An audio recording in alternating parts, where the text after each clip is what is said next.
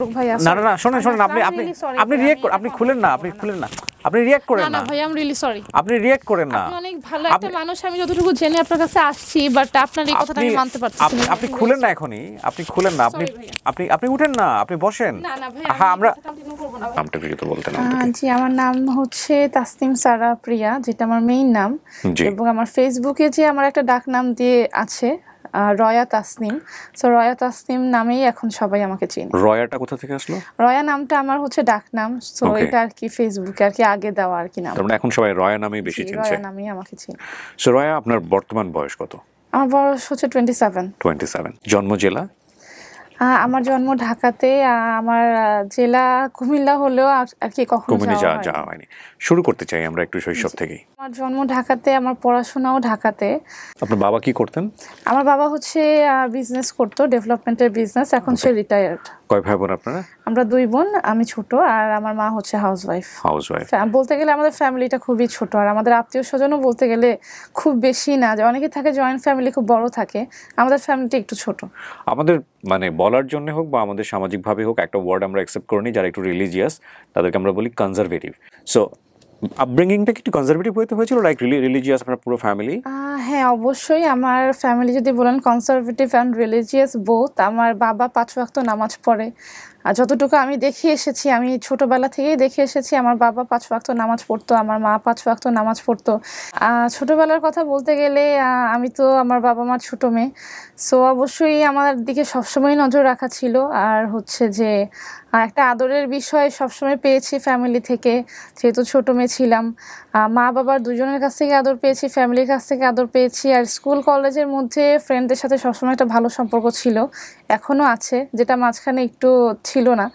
তো এখনো ভালো সম্পর্ক আছে মোটামুটি সবাই যারা আমাকে চিনে পার্সোনালি সবাই বলতে পারবে যে না এই মেয়েটা যে খারাপ কি ভালো অ্যাটলিস্ট তারা বলতে পারবে যে আমি ওকে চিনি এবং এতটাও খারাপ মেয়ে না যতটা খারাপ করে এখন মিডিয়ার সামনে আমাকে বলা হচ্ছে স্কুলে আপনি বা কোন স্কুল আপনার প্রাইমারি পর্যায়ে বা হাই স্কুল পর্যায়ে আমার স্কুল ছিল রামপুরা ইকরামুন্নেসা হাই স্কুল তারপরে হাই স্কুলের পরে হচ্ছে আমি পড়েছি Rajarbagh police lines okay so আপনি আপনার মানে মানবিক সায়েন্স আর আর্টস সায়েন্সে পড়েছেন স্টুডেন্ট হিসেবে কেমন ছিলেন স্টুডেন্ট হিসেবে না খুব ভালো ছিলাম না ব্যাক বেঞ্চার টাইপের স্টুডেন্ট ছিলাম জাস্ট মনে হতো যে না কোনো মতো পাস করলেই চলবে এই টাইপের একটা স্টুডেন্ট ছিলাম ওকে সো আপনি কলেজও পাস করলেন জি তারপরে অনার্স বা ইউনিভার্সিটি পড়াশোনা কন্টিনিউ করা হয় না আপনার বিবাহিত জীবন তাহলে কোন সময় গিয়ে আমার বিবাহিত জীবনে ইন্টারের শুরুতে ইন্টারের মেবি ফার্স্ট ইয়ার বা সেকেন্ড ইয়ার আমি বিয়ে করি 14তে হচ্ছে আমি ফার্স্ট ম্যারেজটা করি এটা ফ্যামিলিগতভাবেই দেওয়া হয়েছে অ্যারেঞ্জ ম্যারেজ ছিল পুরোপুরি জি অলমোস্ট বলতে গেলে অ্যারেঞ্জ ম্যারেজ আগে থেকে হয়তো একটু চিনতেন হ্যাঁ এটা নরমালি চেনা জানা ছিল বাট অ্যারেঞ্জ ম্যারেজ মানে আমি কেন প্রশ্নটা করছি যে আপনার এই বিয়েগুলো নিয়েও বিভিন্ন রকমের কথা হচ্ছে এবং আপনি এগুলো ফেসও করেছেন সো ওই সংসারটার আপনার কতদিনের সংসার ছিল সেটা আমি বিয়ে করেছি 2014তে এবং আমার ডিভোর্স হয় হচ্ছে 2018তে 4 বছরের সংসার ও ঘরে আপনার একটা সন্তানও আছে ওকে যেই বিয়েটা নিয়ে আপনার অনেক বেশি আলোচনা হচ্ছে সেটা আপনার সেকেন্ড বিয়ে রাইট সেকেন্ড বিয়ে এটা করেছি হচ্ছে 2022-এর 25 নভেম্বর সো 18তে ডিভোর্স হওয়ার পরে 4 বছরের গ্যাপ জি ওকে ওনার কথা অনুযায়ী আমরা যেটা বলেছি অনেকগুলো বিয়ে করেছেন বা এরকম আসলে আপনার বিয়ে হয়েছে দুটো তাই কি এগুলো সম্পূর্ণ তার অপপ্রচার তার নিজের দোষ ঢাকার জন্য এখন আমাকেও দোষী করা হচ্ছে ওকে ঠিক আছে আপনার প্রথম বিয়ে নিয়ে আমরা তেমন কোনো কথা বলতে চাই না যদি আপনি ইন্টারেস্টেড না হন আপনি কি ইন্টারেস্টেড বলতে চান আপনি একটু কোনো কথাই বলতে চান না আপনার দ্বিতীয় হাজবেন্ড যিনি ছিলেন ওনার নাম হচ্ছে এমডি রনি আরেকটা নাম আছে তার মুসা ভাই যেটা নামে অনেকে চিনে তার এলাকাতে বাট তার মেইন নাম হচ্ছে এমডি রনি উনি হচ্ছেন আরাবিয়ান বোরকা হাউসের ওনার আরাবিয়ান বোরকা কালেকশনের মালিক জি ওনার পরিচয়টা কিভাবে হয়েছে পরিচয়টা হচ্ছে আমার যখন 2018তে ডিভোর্সের পরে প্রত্যেকটা মানুষের একটা পকেট মানির বা সবকিছু একটা প্রয়োজন হয় তা আমার যখন মনে হলো যে না আমি এভাবে আমার কিছু একটা করা দরকার তখন এক আপুর প্রপোজে হচ্ছে আমি লাইভ প্রেজেন্টার হিসেবে কাজ শুরু করি লাইভ প্রেজেন্টার বলতে ফেসবুকে যে লাইভ প্রেজেন্টার মানে ড্রেসের যে লাইভ করা হয় সো অনেক পেজের সাথে অনেক ব্র্যান্ডের সাথে আমি কাজ করেছি এর আগে আপনি কখনো করেন না এগুলো না এর আগে করিনি আমি 2018তে এটা শুরু করি লাইভ প্রেজেন্টার হিসেবে তারপর থেকে হচ্ছে যখন আরাবিয়ান বোরকা কালেকশন ওপেন হয় এবং তার পাশে গ্র্যান্ডিওর একটা আমার ফ্রেন্ডের শপ ছিল সেখানে আমি লাইভ করতাম ঠিক আরাবিয়ান বোরকা কালেকশনের পাশে তো ওটার থেকেই হচ্ছে আমাকে তারা দেখে এবং তারা আমাকে অ্যাপ্রোচ করে লাইভ করার জন্য তো আমি just as a life presenter হিসেবেই তার শপে জয়েন করি, তার পেজের লাইভ করি। এটা সম্ভবত 2021 সালের ঘটনা। ওকে, সো এই সময়টাতে শুধু আপনি 2021 না, মেবি 20 দিকের ঘটনা, আমি এক্সাক্ট ডেটা বলতে পারছি না, সরি। It's okay. সো ওই সময়টা থেকে শুধু আপনি উপস্থাপন করতেন ওখানে নাকি আরো ছিলেন? না, আরো কেউ ছিল না। আমি যখন থেকে তার পেজে লাইভ করি আমি লাইভ করতাম, এবং তার কথা একটা ছিল যে তুমি যখন আমার পেজে লাইভ করো আমার পেজে আর কোনো মেয়ে মানুষ আসতে পারবে না, এরকম একটা কথা তার মধ্যে ছিল। উনি বলেছিল আর কোনো মেয়ে মানুষ আসতে পারবে না ওনার পেজে, নাকি আপনাকে বলেছিল অন্য কোথাও করতে পারবে না? না না না, আমাকে এটা বলেনি, তার পেজে আমি ছাড়া আর কেউ লাইভ করতে পারবে না। কিন্তু এটা কেন বলল? আমাকে জাস্ট এটা বলা হয়েছিল একটু খুশি করার জন্য, আপনি বলতে পারেন। আপনি এখানে কেন খুশি হবেন? আচ্ছা, কেন খুশি হবে এটাও বলি। কারণ আপনি তো এমপ্লয়ি, রাইট? সেজন্য ফার্স্টে তো এমপ্লয়ি ছিলাম, তার সাথে যখন তার শপে যখন আমি লাইভ করতে গেলাম অ্যাজ দ্য ওনার হিসেবে, তার সাথে আমার পরিচয় হলো। সেই পরিচয়টা থেকে শুরু করেই হচ্ছে সে আমার পিছে লেগে গেল, রেগুলার ফোন নাম্বার নিল, রেগুলার ফোন দিত, কথা হতো, মাঝে মাঝে ফোন ধরতাম, মাঝে মাঝে ফোন ধরতাম না। প্রথমে টোটালি ইগনোর করছি, পরে যখন আস্তে আস্তে মানে থাকে না যে হাল ছাড়বো না এরকম একটা অবস্থা, তার মধ্যে যখন এরকম একটা হাল ছাড়বো না অবস্থাটা সে শুরু করলো, ফোন থেকে আস্তে আস্তে তার সাথে আমার কথাবার্তা শুরু। আপনি তখন সময় দিতেন তাকে? হ্যাঁ, আস্তে আস্তে। এটা আসলে খুব বেশি হুটহাট করে যে দিয়েছি তা না, প্রথমে মনে হলো যে সে তো একটা শপের মালিক। তারপরে যখন আস্তে আস্তে তার সাথে আমাকে ফোন বারবার দিত, বা তার শপে গেলে দেখা যেত যে সে যেদিন জানতো যে আমি আজকে লাইভ করবো সে এসে বসে থাকতো। দেখা যেত যে সপ্তাহে 2 দিন যদি আমি লাইভ করি 2 দিনই তার সাথে আমার তার শপে দেখা হতো। তো এই যে আর কি একটা মানে এসে কথা বলতো, এই সেই খুব সুন্দর লাগতেছে, খুব ভালো করে করতেছো, এই সেই আসো কিছু খাওয়া, এই সেই করতে করতে। রয়া, আপনাকে যে রেমুনারেশন দিত বা আপনার ওই সময় যে রেমুনারেশন পেতেন, এটা দিয়ে কি মানে সংসার চালানোর মতো? না না, এটা সংসার চালানোর কিছুই না, এটা আমার পার্সোনাল খরচের জাস্ট একটা পার্ট ছিল, শুধুমাত্র পার্সোনাল খরচে, সংসার চালানোর না। আচ্ছা, তার মানে আপনি এই কাজটাই করতেন শুধু, নাকি পাশাপাশি অন্য কিছু? না, পাশাপাশি অন্য কিছু করতাম না, এটা জাস্ট আমি একটা পার্ট টাইম জব হিসেবে বলতে পারেন, জাস্ট আমার নিজের টুকিটাকি একটু খরচের জন্য এই কাজটা আমি। আমার সংসারটা, আমার বাবা আছে আর আমরা নিজের ফ্ল্যাটে থাকি, আর আমরা হচ্ছে আমার আরেকটা ফ্ল্যাটের থেকে আমরা ভাড়া পাই, আমার বাবাও আছে। সো সংসারের খরচ নিয়ে আসলে আমার কোনো টেনশন করতে হতো না। জি জি। হ্যাঁ, তো এই হচ্ছে আস্তে আস্তে দেখা রেগুলারই হতো, বা হঠাৎ একদিন ডাক দিল যে আজকে যদি কাজ না থাকে আসো একটু দেখা করি। তো এই আর কি, না চাওয়া সত্ত্বেও আসলে তার সাথে ইন্টারাকশন হতে হতে হতে হতে আসলে এক সময় সে যখন বলে যে তোমাকে পছন্দ করি রেগুলার, সে এরপর থেকে সে আমাকে রেগুলারই ফোন, তেমন মনে হয় না যে মানে সে আমাকে মিস করছে এরকম একটা টাইম যে 2 দিন ফোন দিলাম না, 5 দিন ফোন দিলাম না, সে রেগুলারই আমাকে ফোন দিত। সো একটা সময় কথা বলতে বলতে আসলে মনে হয় যে না, মানুষটা মেবি ভালো, এই কথাটা চিন্তা করেই আসলে তার প্রতি একটা মানে সফট কর্নার তৈরি হয়। হ্যাঁ, তৈরি হওয়ার পর থেকে সে যখন বলে যে সে আমাকে পছন্দ করে, তারপর থেকেই আসলে সম্পর্কটা শুরু। ওই সময়টাতে তার সম্পর্কে আপনি কতটুকু জানতেন? না, আসলে এটা যদি বলেন আমি অবশ্যই তার সম্পর্কে খুব বেশি কিছু জানতাম না। আমি এতটুকুই জানতাম যে সে আরাবিয়ান বোরকা কালেকশনের মালিক, আর যতটুকু সে আমাকে বাহ্যিকভাবে দেখিয়েছে যে খুব ভদ্র একটা মানুষ, নামাজি একটা মানুষ। সে আমাকে বলেছে যে সে কয়েকবার হজ করেছে, এরকম একটা মানুষ হিসেবেই তার প্রতি আমার ধারণা চিন্তা হয়েছে। বাট আমি তো আসলে পার্সোনালি তার বিরুদ্ধে কোনো খোঁজ খবর নেই, বা সে কি করে না করে, আসলে মানুষটা কেমন। যেহেতু তার শপে কাজ করতাম, সবাই স্যার বলতো, মনে হয়েছিল যে না, একটা রেপুটেটেড একটা মানুষ হয়তো বা হবে। এই চিন্তাটা থেকেই আসলে তার সাথে মেশাটা আমার স্টার্ট হয়ে যায়। আচ্ছা, সেও আপনাকে পছন্দ করলো, তার আগ পর্যন্ত আপনি তার ম্যারিটাল স্ট্যাটাস বা সে কি করে এগুলো কিছু জানতেন না? না, জানতাম না বলতে সে আমাকে বলেছিল যে তার একটা ওয়াইফই আছে। তখন আছে এটা? হ্যাঁ, ওকে। যখন আমার বললাম যে আপনি তো বিয়ে তো অবশ্যই করছেন, কারণ আপনার একটা এজের মানুষ। প্রথমে সে বলে হাসাহাসি করে উড়িয়ে দেয়। পরে সে আমাকে বলতেছে যে হ্যাঁ, আমার একটা ওয়াইফ আছে, বাচ্চা আছে, বাট আমার ওয়াইফের সাথে আমার সম্পর্ক ভালো না। আচ্ছা, মেইনলি সে এই কথাটাই দিয়েই আমাকে শুরু করে। তখন আমি বললাম যে যাই হোক, আপনার বাচ্চা কাচ্চা আছে, সম্পর্ক ভালো না বললেই তো হয় না, সংসারে তো প্রবলেম থাকে, আমি নিজেও তো সংসারের প্রবলেম থেকে বেরিয়ে আসছি, এখন সিঙ্গেল মাদার আমি। তো সে এগুলা নিয়ে কথা বলতে বলতে এক সময় যখন আমাকে প্রেমের প্রস্তাব দেয় বা বিয়ের প্রস্তাব দেয়, তখন আগেই আমি তাকে প্রশ্ন করেছিলাম, এখন বোকামি বলতে পারেন বা যাই বলতে পারেন, আমি তাকে প্রশ্ন করেছিলাম যে দেখেন আপনার ওয়াইফ আছে, আমি যদি এই অবস্থায় আপনাকে বিয়ে করি, হ্যাঁ এমন হইতো যে আপনি আমার মতো, আমি যেমন ডিভোর্সড সিঙ্গেল মাদার, আপনার এরকম ডিভোর্স থাকতেন, আমাকে কেউ কোনো প্রশ্ন করতো না। বাট যেহেতু আপনি বলতেছেন যে আপনি আপনার ওয়াইফকে ছাড়বেন না, এই অবস্থায় যদি আমি আপনাকে বিয়ে করি তাহলে মানুষ বলবে যে এক মেয়ে হয়ে আরেক মেয়ের সংসার ভেঙে বিয়ে করছে। এটা তো মানুষ আমার, আর আমি নিজেও কখনো চাবো না যে একটা মেয়ের রূপ সংসার নষ্ট করে আমি তখন হয়তো বা মেয়েটা বলতে পারে যে আমার সংসার নষ্ট করে এই রয়া বিয়ে বসছে। আমি কখনোই চাবো না, আমি নিজে এই কথাটা শুনতে, আমি নিজেও একটা সাফারার, আমি কখনোই বলবো না যে আমি আরেকজনের সংসার নষ্ট করে। সে যখন প্রথম বিয়ে প্রস্তাব দেয় আমি তাকে টোটালি না করে দিয়েছিলাম যে দেখেন এটা কখনোই সম্ভব না, আমি একজনের জানা সত্ত্বে আপনি ডিভোর্স দিয়ে দেন, সেখানে আমি রাজি আছি, বাট আমি একজনের উপরে বিয়ে করব না। তো এই কথাটা বলার পরেও তার সাথে বেশ কিছুদিন আমার গ্যাপ ছিল।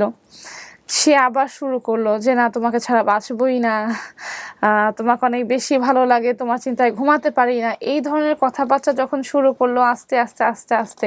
এটা কিন্তু তার সাথে আমাদের বিয়ের আগে প্রায় 2 বছরের মতো তার সাথে আমার চেনা জানা। এটা কিন্তু মানুষ বলতে পারবে না যে আমি একদিনে তাকে বিয়ে করে ফেলেছি বা 2 মাসে তাকে বিয়ে করে ফেলেছি।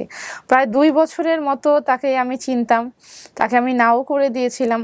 তারপরেও আর কি ভাগ্যের লিখন এটা। তো তারপরেও সে যখন আমার পিছনে লেগে থাকে আস্তে আস্তে আস্তে আস্তে তার প্রতি আমার একটা বিশ্বাস তৈরি হতে হতে আসলে পরে আমি যে বিয়ের ডিসিশনটা নিই। এবং এই বিয়ে ডিসিশন নেওয়ার আগে উনি ওনার আগের ওয়াইফকে ডিভোর্সও দেননি? না, ডিভোর্স দেয়নি। সে বলে যে আমার আগের ওই অবস্থায় আপনি জেনে শুনে রাজি হয়েছেন? যেটা শুনে রাজি হয়েছি। যে প্ল্যান কি ছিল মানে আপনার জায়গা থেকে যে ওকে ফাইন আমি যে রাজি হচ্ছি, উনি ওনার ওয়াইফকে জানাবেন কিনা বা এই বিষয়টা গোপন রাখবেন কিনা, মানে বিষয়টা কি ছিল আপনাদের মধ্যে? বিষয়টা ছিল অবভিয়াসলি সে বলেছিল যে আমার ওয়াইফ টুকিটাকি আমার কথা কিছু একটা জানে, সে আমাকে এটা বলেছিল। যেহেতু একটা মেয়ে মানুষ কিন্তু সবই বুঝে, তার শপে আমি দীর্ঘদিন ধরে লাইভ করতেছি এবং আমি ছাড়া কেউই তার শপে লাইভ করে না, আমি যেদিন যাই সে বসে থাকে। তো সে আমাকে বলছো যে আমার ওয়াইফ একদিন বলছে যে তুমি রয়াকেই কেন রাখছো, আরো তুমি রাখতে পারো, ওই দীর্ঘদিন ধরে কাজ করতেছে। তো সে যেটা কথা ছিল যে আমার ওয়াইফ টুকিটাকি কিছু জানে, আর পরে জানবে আমি এটা ম্যানেজ করে নিব, বা যেহেতু তার সাথে আমার সম্পর্ক ভালো না সেরকম কিছু হবে না। অনেক প্রশ্ন থাকার পরেও আর কি সে কিভাবে বিষয়গুলো আমাকে দিয়ে ম্যানিপুলেট করাইছে আমি জানি না, বাট এটাই সে আমাকে বলছে যে টুকিটাকি জানে এবং পরে জানলে আমি তাকে ম্যানেজ করে নিতে পারবো। ওকে, সো এটার উপরেই আপনি ভর করে ডিসিশন নিয়েছেন? হ্যাঁ, এটার উপরে আমি যখন বললাম যে সে আমাকে বলে যে বিয়ের পরে সে আমার সাথেই থাকবে, তাদের সাথে সে থাকে না, সেখানে থাকে সেখানে থাকে, সবসময় বাসায় থাকে না, আমার সাথে থাকবে। তো তখন মনে হলো যে হ্যাঁ হতে পারে, যে যেহেতু দেখেছি যে মানুষটা মনে হয় ভদ্র, হতে পারে যে তার সাথে আমার জীবনটা সুন্দর হতে পারে, এই কারণে ডিসিশনটা নেওয়া। আপনার ফ্যামিলিকে আপনি জানিয়েছিলেন এটা? আমার ফ্যামিলিকে আমি জানিয়েছি এবং খুব বেশি জানাতে পারিনি, বাট আমার মাকে জানিয়েছিলাম, আমার মামাকে জানিয়েছিলাম, তারা এই বিয়েতে রাজি ছিল না। আচ্ছা। তারা যখনই শুনে যে আরেকজন ওয়াইফ তার আছে, তারা টোটালি আমাকে মানা করে দেয় যে এই বিয়েতে যদি তুমি করো, আসলে আমি তো বলছি যে আমি বিয়েটা করব, তোমাদের এখন সমর্থনটা চাই। তারা যখন বলে যে না এই বিয়েটা যদি করো আমাদের কোনো সমর্থন পাবা না, নিজের রিস্কে করবা, বা এই বিয়েটা করো না, অবশ্যই আমার ফ্যামিলি আমাকে না করছিল। এই প্রেমের সম্পর্কটা কতদিন ছিল? প্রেমের সম্পর্কটা যদি বলেন যে খুব ডিপলি বিয়ের ডিসিশন নিয়ে বা তার প্রতি সফট কর্নার নিয়ে, এটা প্রায় 6 মাসের মতো ছিল। আর তার আগে তো তার সাথে আমার কথাবার্তা হতো, ওইটা তো আমি ধরবো না, কারণ তখন আর কি আমি তাকে নিয়ে কোনো চিন্তা করিনি। বাট লাস্টলি যে 6 মাসের মধ্যে তার সাথে আমার কথাবার্তা হয়েছে, সে একদম মানে বলে না যে জিকে বসে যে না বিয়ে করতেই হবে বা তুমি আমাকে বিয়ে করো, আমি তোমাকে ভালো রাখবো, তুমি আমার কাছ থেকে কোনোদিন, আমার দ্বারা তোমার কোনোদিন ক্ষতি হবে না, যত রকমের কথা বলা একটা মেয়ে মানুষের মন ভুলানো যায়, সে সব কথা আমাকে বলছে। বিয়ের প্রস্তাবটা তার দিক থেকেই ছিল? অবশ্যই তার দিক থেকে ছিল। আপনার জায়গা থেকে বিয়ের প্রস্তাব ছিল না? না না, প্রেম যেহেতু করছি এটাই থাকুক, বিয়ের দিকে না যাই, আপনার জায়গা থেকে কি বিষয়টা এরকম ছিল? না, তার সাথে আমি কখনো এই ডিসিশন প্রেম করব এটাই আমার ডিসিশন ছিল না, এটা জাস্ট একটা সম্পর্কটা হয়ে যায়। আর তারপরেও যখন দেখায় যে সে আমাকে খুব বেশি ভালোবাসে, খুব বেশি আমাকে ছাড়া বাঁচতে পারবে না, মরতে পারবে না, এরকম ডিসিশন, তখন আর কি তার প্রতি আমার একটা, বাট যে প্রেম যে করব এরকম কোনো ডিসিশন তাকে নিয়ে আমার ছিল না। ওকে, সো এক পর্যায়ে গিয়ে উনি বললো বিয়ে করবে এবং আপনি সেটা রাজি হলেন? মনে হয় যে হঠাৎ করে একটা তার উপরে পড়ে গেছে, এরকম একটা অবস্থা হয়ে গেছে। তো আমার ফ্যামিলি তো রাজি ছিল না, তারপরেও আমি আমার মাকে, মেয়ে মানুষ, আমার মাকে অনেক জোর করে আমার মা বলে যে আমি এই বিয়েতে থাকবো না, এই বিয়েটা আমার বিয়ের আগের দিন পর্যন্ত, আপনি বিলিভ করবেন না, আমি যখন হাতে মেহেদি দিচ্ছিলাম সেই দিন পর্যন্ত, আমার মেহেদি দেওয়ার পরেও আমার মা বলছে যে এই বিয়েটা করিস না, ওকে এটা তোর জন্য ভালো হবে না। ওকে তো আসলেই মানুষে বলে মা বাবার কথা ছাড়া যে একটা চলা উচিত না। আমি যদি সেদিন রাতে আমার মায়ের কথাটা শুনতাম, আজকে হয়তো বা আমাকে এখানে বসে থাকতে হতো না। জি তো আমি আমার মায়ের কথা শুনি নাই। আমি আমার মাকে বললাম যে না, আমি আসলেই তাকে বিশ্বাস করি, সে খুব ভালো একটা মানুষ, তুমি যদি তার সাথে মিশো তুমি বুঝতে পারবা। জি আমি যতটুকু দেখছি। তো এরপরে তো তার সাথে বিয়ে ডিসিশন হলো, বিয়েটাও হয়ে গেল। বিয়েটা হলো হচ্ছে 2022-এর 25 নভেম্বর।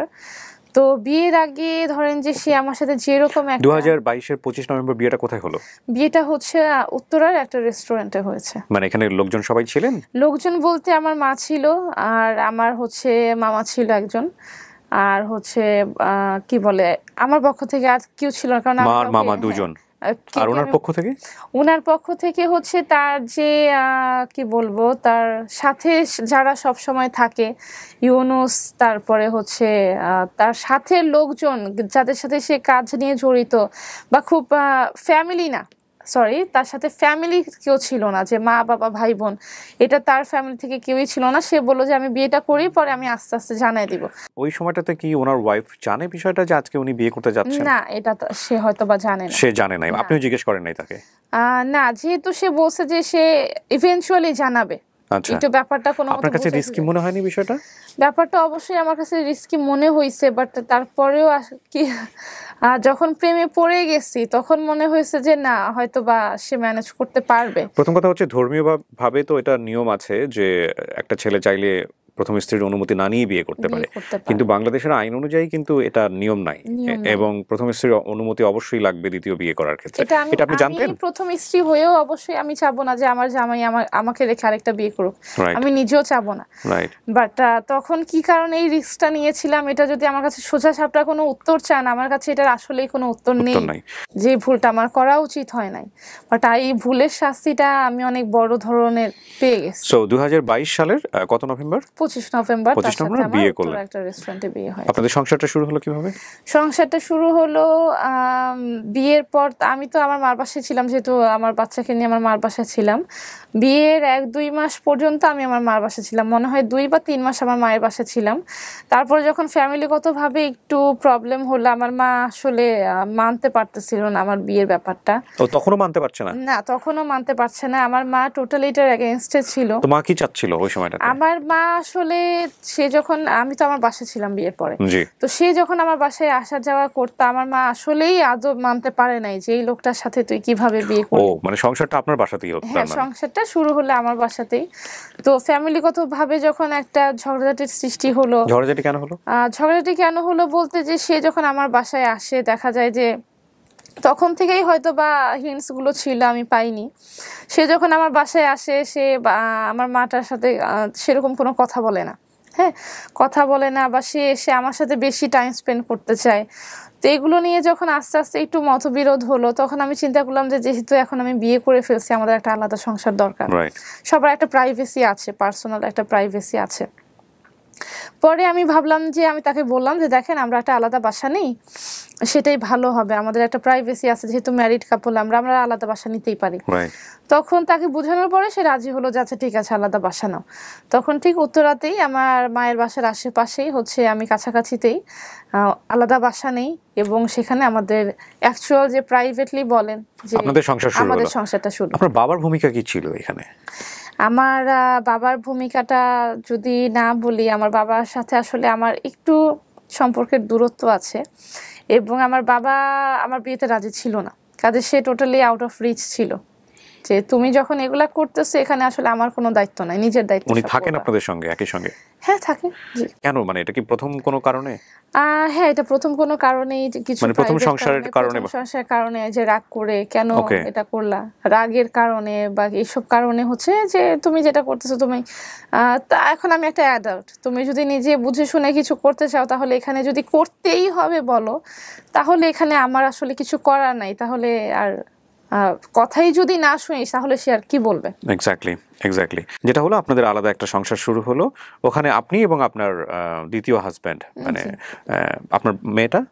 হ্যাঁ, আমার মেয়ে আমার সাথেই ছিল। আপনার মেয়ে, ওর বয়স কত? ওর বয়স হচ্ছে 8 বছর। 8 বছর। তখন কি আপনি লাইভ করছেন ওনার পেজে? না না, অবশ্যই না। বিয়ের পরে লাইভ বন্ধ হয়ে গেল। বন্ধ কি উনি করে দিলেন না আপনি করলেন? উনি করে দিল যে বিয়ের পরে আর লাইভ করা যাবে না। তখন আরেকজন আসছে লাইভ করার জন্য? তখন আরেকজন আসছে লাইভ করার জন্য। ওকে। তার কথা হচ্ছে যে এতদিন সিঙ্গেল ছিল, এতদিন লাইভ করছো, বাট বিয়ের পরে আমার বউ হিসাবে আর লাইভ করা যাবে না। তো সংসার জীবন বলতে এটাই শুরু। প্রথমেই হচ্ছে সেই যে একটা শুরু হলো যে আমার স্বাধীনতা কেড়ে নেওয়া। লাইভ করাটা কিন্তু আমার একটা পার্ট টাইম একটা জবের মতো ছিল, বা ধরেন যে এই কাজটা করতে করতে আপনার ভালো লাগতেছে, এই কাজটা করতে আমার ভালো লাগে, এই ভালো লাগারও একটা দিক আমার ছিল। এগুলো আপনাদের বিয়ের আগে আন্ডারস্ট্যান্ডিং ছিল না যে এই জিনিসগুলো? বিয়ের আগে আসলে সে কখনো ওইভাবে বলে নাই, এটা সেও আমাকে কখনো খুলে বলে নাই যে বিয়ের পরে কিন্তু তোমাকে এভাবে এভাবে চলতে হবে। এই কথাগুলো যদি বিয়ের আগে সে আমাকে বলতো তাহলে হয়তো আমি তাকে না করে দিতাম, যে আমি আমার বাক স্বাধীনতা হারায় বা আমি আমার পার্সোনাল যে একটা ফ্রিডম থাকে, পার্সোনাল স্বাধীনতা হারায় আমি বিয়ে করতে চাই না। এই কথাটা হয়তো আমি তাকে বিয়ের আগে বলতাম, বাট বিয়ের আগে সে আমাকে কিছুই ক্লিয়ার করেনি। আমি খেতে পছন্দ করি, ঘুরতে পছন্দ করি, শপিং করতে পছন্দ করি, এগুলো সে বিয়ের আগে সুন্দর করে মেনে নিছে। সে বিয়ের আগে এগুলো বলতো যে ঠিক আছে এখানে যাব সেখানে যাব, এই করব সেই করব। কিন্তু বিয়ের পরে আর কি রাত দিনে যেমন একটা ডিফারেন্স, বিয়ের পরে হঠাৎ করে ডিফারেন্স শুরু হলো। মার বাসায় যতদিন ছিলাম ততদিনও বুঝতে পারিনি, কারণ সে তো সবসময় আমার মায়ের বাসায় থাকতো না, আসতো যেত, এরকম একটা ইসের মধ্যে ছিল। প্রেম টাইপেরই একটা সম্পর্ক ছিল যে আসতেছে থাকতেছে, একদিন থাকতেছে, সপ্তাহে 1 দিন 2 দিন থাকতেছে, চলে যাচ্ছে। বাট পার্সোনাল বাসা নেওয়ার পরে যখন সে 24 ঘন্টা থাকতেছে, তখন দেখা যাচ্ছে যে স্বাধীনতা বলতে আমি যদি একটা ফোন ধরতেও দেরি করি তাহলেও হচ্ছে তার কাছে আমার অনেক জবাবদিহি করতে হয় যে আমি ফোনটা ধরতে কেন দেরি করলাম। এইভাবে যখন সে শুরু করে দেয় আস্তে আস্তে, সে আমার উপরে চাপগুলো একদিনে সৃষ্টি করে নাই, সে চাপগুলো খুব আস্তে আস্তে সৃষ্টি করে। প্রথমত হচ্ছে আমার মেয়েটাকে নিয়ে, যখনই সে বিয়ের পরে আমাদের সংসার আলাদা হওয়ার পরে বাসায় আসা শুরু করে, প্রথমে দেখাচ্ছে যে সে আমার মেয়েকে খুব ভালোবাসে, আমার মেয়েকে খুব আদর করে, এসে জড়ায় ধরে ছবি তোলে, এই করে সেই করে, বা হাতে কিছু নিয়ে আসে, বাচ্চাটার জন্য খাবার নিয়ে আসে। বাট বাসায় যখন যাওয়া হলো তখন দেখা গেল যে ডিফারেন্সটা বোঝা যাচ্ছিল, যে সে চাচ্ছে আমার সাথে বেশি টাইম স্পেন্ড করতে, বাট আমি তো একজন মা, আমার বাচ্চাকে তো আমি না খাওয়ায় বসায় রাখতে পারবো না, বা আমার বাচ্চা আমাকে চাচ্ছে, আমি আমার বাচ্চাকে রেখে তো আমার হাজবেন্ডের দিকে আমার মনোযোগটা বেশি থাকবে না। একটা মা বাবা হওয়ার পরে তার বাচ্চারাই থাকে তাদের মেন প্রায়োরিটি। তো সে যখন দেখতেছিলাম যে সে আমার আসলে তার সাথেই টাইমটা বেশি স্পেন্ড করতে হবে, আমার বাচ্চাকে খাওয়াইতে গেলেও দেরি হচ্ছে কেন, তাড়াতাড়ি আসো, এই করো সেই করো, তাড়াতাড়ি ঘুম পাড়াও, এটা সেটা, তখন আস্তে আস্তে মনে হচ্ছিল যে আমি কি বাচ্চাটাকে নিয়ে এসে তাকে বিয়ে করে কি আসলেই ভুল করে ফেলছি। তারপরে শুরু হলো যে আমার স্বাধীনতা, যেমন সে যেমন আগে বলে নাই, বিয়ের আগে বলে নাই যে তুমি লাইফ টাইফ করতে পারবা না, বা তুমি যে এই যে আমি একটু মন মতো এখানে যাই সেখানে যাই, এখানে যাই শপিং করি, এই করি সেই করি, বিয়ের আগে কিন্তু সেগুলো আমার কাছে ক্লিয়ার করেনি। পরে বিয়ের পরে হঠাৎ করে আমার তো বউ হয়ে গেছে, এখন তার লাইফ করা চলবে না, এখন তো এই শপের তুমি ম্যাডাম হয়ে গেছো, ম্যাডাম তো আর লাইফ করতে পারবে না। মেনে নিলাম, ঠিক আছে, যেহেতু তাকে বিয়ে করে ফেলছি লাইফ করবো না, আচ্ছা ঠিক আছে মেনে নিলাম। তারপরে হঠাৎ করে আসলো যে এত কেন ঘুরতে বের হতেছো, বা হঠাৎ করে যে একদিন আমার ফ্রেন্ডের সাথে বের হব, ফ্রেন্ডদের সাথে কেন বের হবা? ফ্রেন্ড বলতে আমার মেয়ে ফ্রেন্ড, আমার স্কুলের বেস্ট ফ্রেন্ড, কলেজের বেস্ট ফ্রেন্ড, আমার ফ্রেন্ডের সাথে যদি বের হব, কেন ফ্রেন্ডদের সাথে কেন বের হতে হবে, আমি তো তোমাকে ঘুরতে নিয়ে যাব। উনি ঘুরতে নিয়ে যেতেন? প্রথম ছিল, আস্তে আস্তে এগুলো স্টপ হয়ে যায়। সে মানে খুব আস্তে আস্তে আমার উপরে চাপগুলো প্রয়োগ করছে, একদিনে না যে একদিনে সব অফ করে দিলাম। পরে আমি যখন বললাম যে দেখেন আপনি আমার হাজব্যান্ডের সাথে আমি যতই ঘুরি না কেন, আমার ফ্রেন্ডদের সাথে যে আমি একটা টাইম স্পেন্ড করবো, বা আমি ফ্রেন্ডদের সাথে যে একটা হাসি দিব, ফ্রেন্ডদের সাথে যে একটা জোকস শেয়ার করব, সেটা তো আমি আপনার হাজব্যান্ডের সাথে তো কখনোই করতে পারবো না।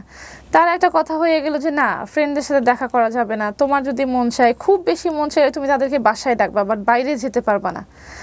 তখন থেকেই আসলে কেমন যেন লাগলো যে আমি এটা কেমন একটা লাইফ বেছে নিলাম, যে আমি আমার ফ্রেন্ডদের সাথে কোথাও ঘুরতে যেতে পারবো না, একটা রেস্টুরেন্টে বসতে পারবো না, আসলে তাদেরকে আমার বাসায় নিয়ে আসতে হবে, বাসার বাড়ি দেখা করতে পারবো না। এটা কেমন একটা ঘটনা হয়ে গেল। আপনার 4 বছরের যে সংসারটা ছিল, প্রিভিয়াস সংসার, এটা আপনাদের মধ্যে যখন সেকেন্ড যে সম্পর্কটা, যখন ওনার সঙ্গে আপনার প্রেমের সম্পর্কটা ছিল বা বিয়ে পরবর্তীতে, আপনারা কি দুজন ডিসকাস করেছিলেন যে আপনার সংসারটা কেন ওখানে ভেঙে গেল বা ওখানে প্রবলেমগুলো কি ছিল, এই বিষয়গুলো কোনাকে জানাতেন? আমার সাথে ওখানে কি প্রবলেমগুলো ছিল আমি তার সাথে ডিসকাস করেছিলাম, এবং সে আমাকে এটা প্রমিস করেছিল যে তুমি ওখানে যে টাইপের প্রবলেম ফেস করছো, এই টাইপের প্রবলেম কখনোই আমার সাথে ফেস করবা না। সেম প্রবলেমগুলো কি আপনার লাইফে এখানে হচ্ছিল? হ্যাঁ অবশ্যই, তার চেয়ে বেশি হচ্ছিল। ওখানে আমি বলবো যে ওখানেই আরো কম ছিল, তার চেয়ে আরো বেশি প্রবলেমগুলো এখানে শুরু হয়ে গেছে। ওকে, সো উনি আপনাকে চাইতো না যে আপনি ফ্রেন্ডদের সাথে আড্ডা দেন বা বাইরে যান? হ্যাঁ, আমি বাইরে যেতে পারবো না, তো আমি যদি একটু শপিং করতে যাব, একদিনের বেশি 2 দিন কেন শপিং? তো একটা সময় যখন বললাম যে আপনি তো জানেন আমি শপিং করতে পছন্দ করি, কেনাকাটা করতে পছন্দ করি, সে বলতেছে যে তোমার তো অলরেডি কেনাকাটা আছে, বা আমার সব থেকে তুমি এটা আনছো সেটা আনছো, জাস্ট ইউজুয়ালি বলতেছি, তারপরে কেন তুমি শপিং করতে যাবা? মানে হঠাৎ করে যখন মনে হলো যে আমি পরাধীন একটা জীবনযাপনে এসে পড়ছি, তখন হঠাৎ করেই মনে হলো যে দিন থেকে রাতের যে ডিফারেন্স আমি তার বুঝতে পারলাম, যে আস্তে আস্তে করে সে আমার লাইফটা তার হাতের মুঠোয় কন্ট্রোল করার চেষ্টা করতেছে। তো এই থেকেই শুরু হয় তার সাথে আমার আস্তে আস্তে করে মতবিরোধ শুরু হয়। তারপরে একটা সময় আমার ড্রেস আপ নিয়ে তার প্রবলেম হলো। কিরকম প্রবলেম?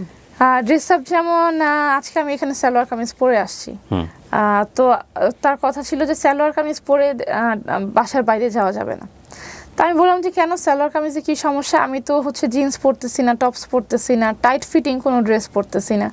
সে বলতেছে যে না, সালোয়ার কামিজ হচ্ছে পোশাক না, সালোয়ার কামিজ পরলে মেয়েদের এই দেখা যায়, সেই দেখা যায়, হাত দেখা যায়, পা দেখা যায়, অনেক রকমের প্রশ্ন। তাই বললাম যে সালোয়ার কামিজ আপনি কবে দেখছেন? আমি যদি ভদ্রভাবে পরি তাহলে কেন আমার হাত পা দেখা যাবে? তার কথা হচ্ছে যে না, আমি যেটা বলবো সেটাই তোমাকে করতে হবে, তুমি খুব এক্সট্রিম লেভেল পর্দা করে বের হবা। এটা নিয়ে তার সাথে আমার বিয়ের আগে কথা হয়েছিল।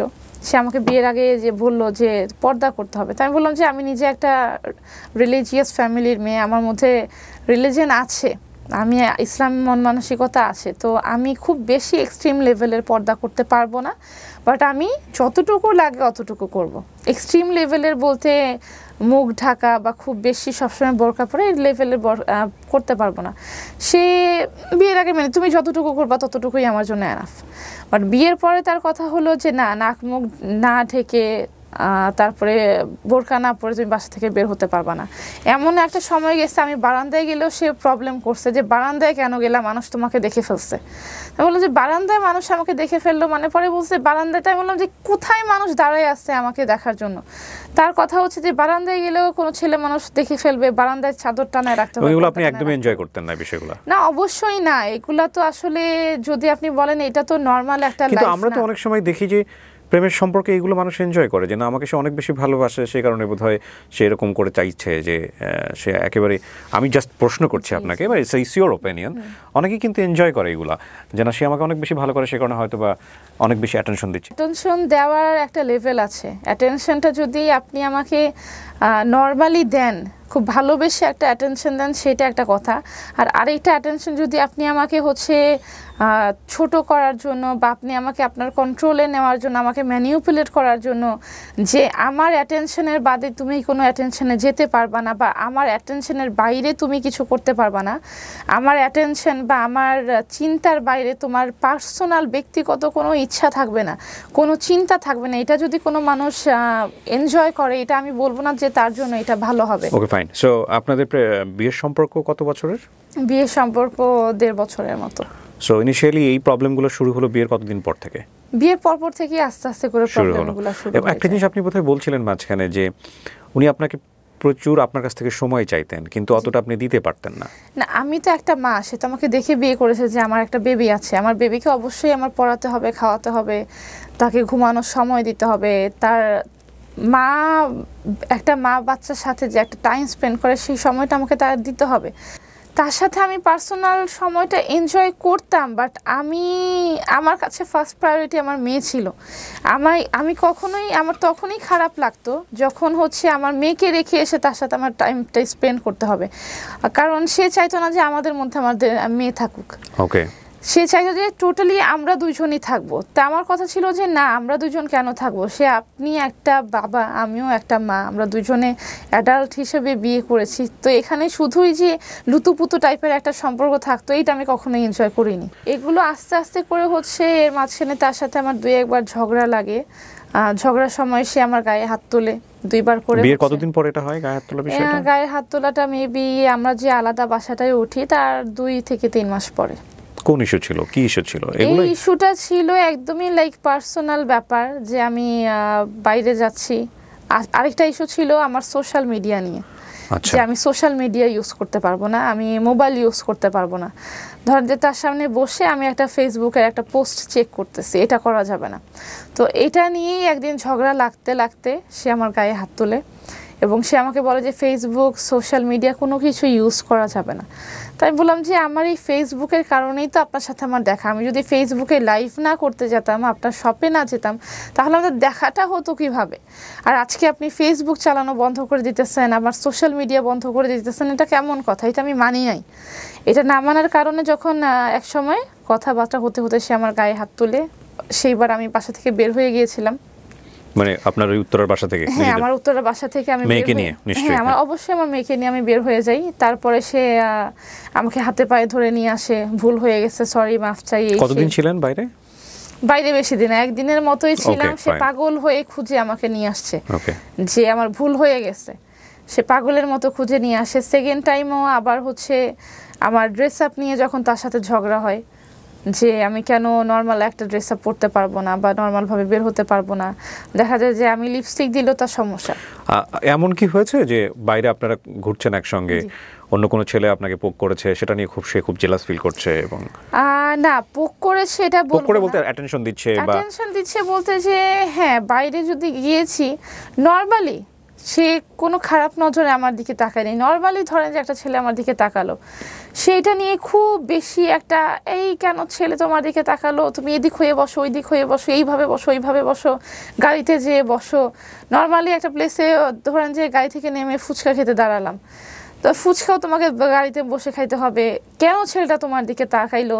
বা কেন তুমি হঠাৎ দেখেন যে আমি এই একটা সময় আমি তার প্রতি ভয় হয়ে গেছিল, যে যদি ছেলেটা জাস্ট নর্মালি ছেলেটা আমার দিকে তাকাইছে, হঠাৎ আমার তার দিকে চোখ পড়ে গেল, হঠাৎ এদিক ওদিক তাকাতে তাকাতে আপনার দিকে আমার চোখ পড়ে গেল। কেন আপনার দিকে আমার চোখ পড়লো, আমি কেন ওই দিকে চোখটা নিলাম? এটার জন্য তার সাথে আমার ঝগড়া হয়ে যেত। এটার জন্য হচ্ছে সে খুব উত্তেজিত হয়ে, ধরেন যে বাইরে থাকলে সে গাড়ির মধ্যে কিল ঘুষি মারা শুরু করতো। যদি বাসায় এইগুলো নিয়ে বাসায় আসতাম, সে ভাঙচুর করার চেষ্টা করতো, যে কেন তোমার চোখটা ওই দিকে যাবে, ছেলে মানুষ তুমি এদিকে তাকায় থাকবা, তুমি ঠিক আমার দিকে তাকায় থাকবা, তুমি অন্য দিকে চোখ সরাতে পারবা না। তখন যখন আমার মনে হলো যে আসলে আমার চোখ থাকাটাও মনে হয় আমার প্রবলেম হয়ে গেছে, একটা সময় আমার মনে হলো যে চোখ থাকাটাও মনে হয় আমার প্রবলেম হয়ে গেছে। আপনাকে সন্দেহ করতো?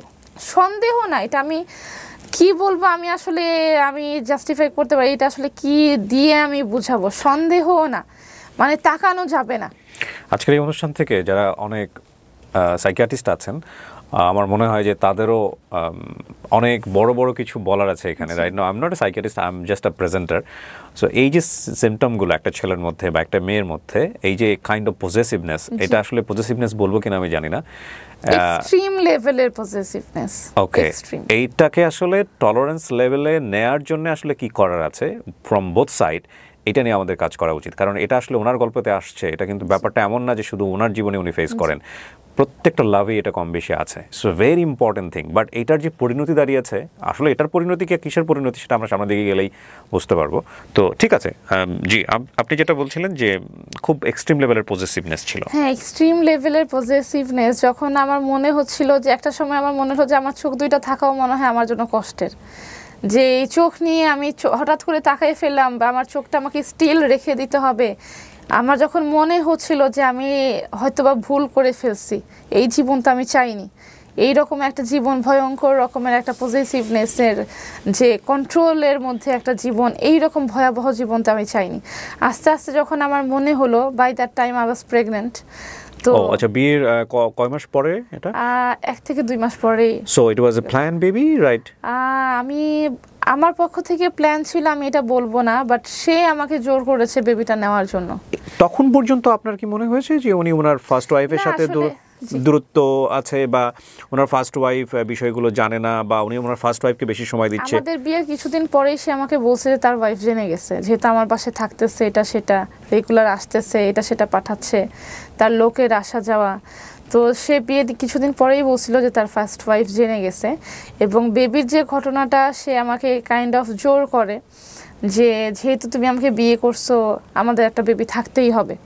এটা কি আপনার কখনো মনে হয়েছে যে এটা ওনার এক ধরনের ফিয়ারনেস থেকে, যে লাইক আপনি ওনার কাছ থেকে চলে যাবেন সে কারণে আটকানোর সেই চেষ্টা? কারণে আমাকে আটকানোর চেষ্টাটাই সে করেছিল। আপনার মনে হয়েছে কিনা কখনো?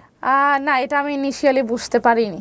আচ্ছা, আমার কাছে একদম এটা বিয়ের পরে যখন সে আমাকে একদম কান পড়তে থাকে যে না, আমাদের একটা বেবি দরকার, একটা বেবি হলে আমাদের সম্পর্কটা সুন্দর হয়ে যাবে।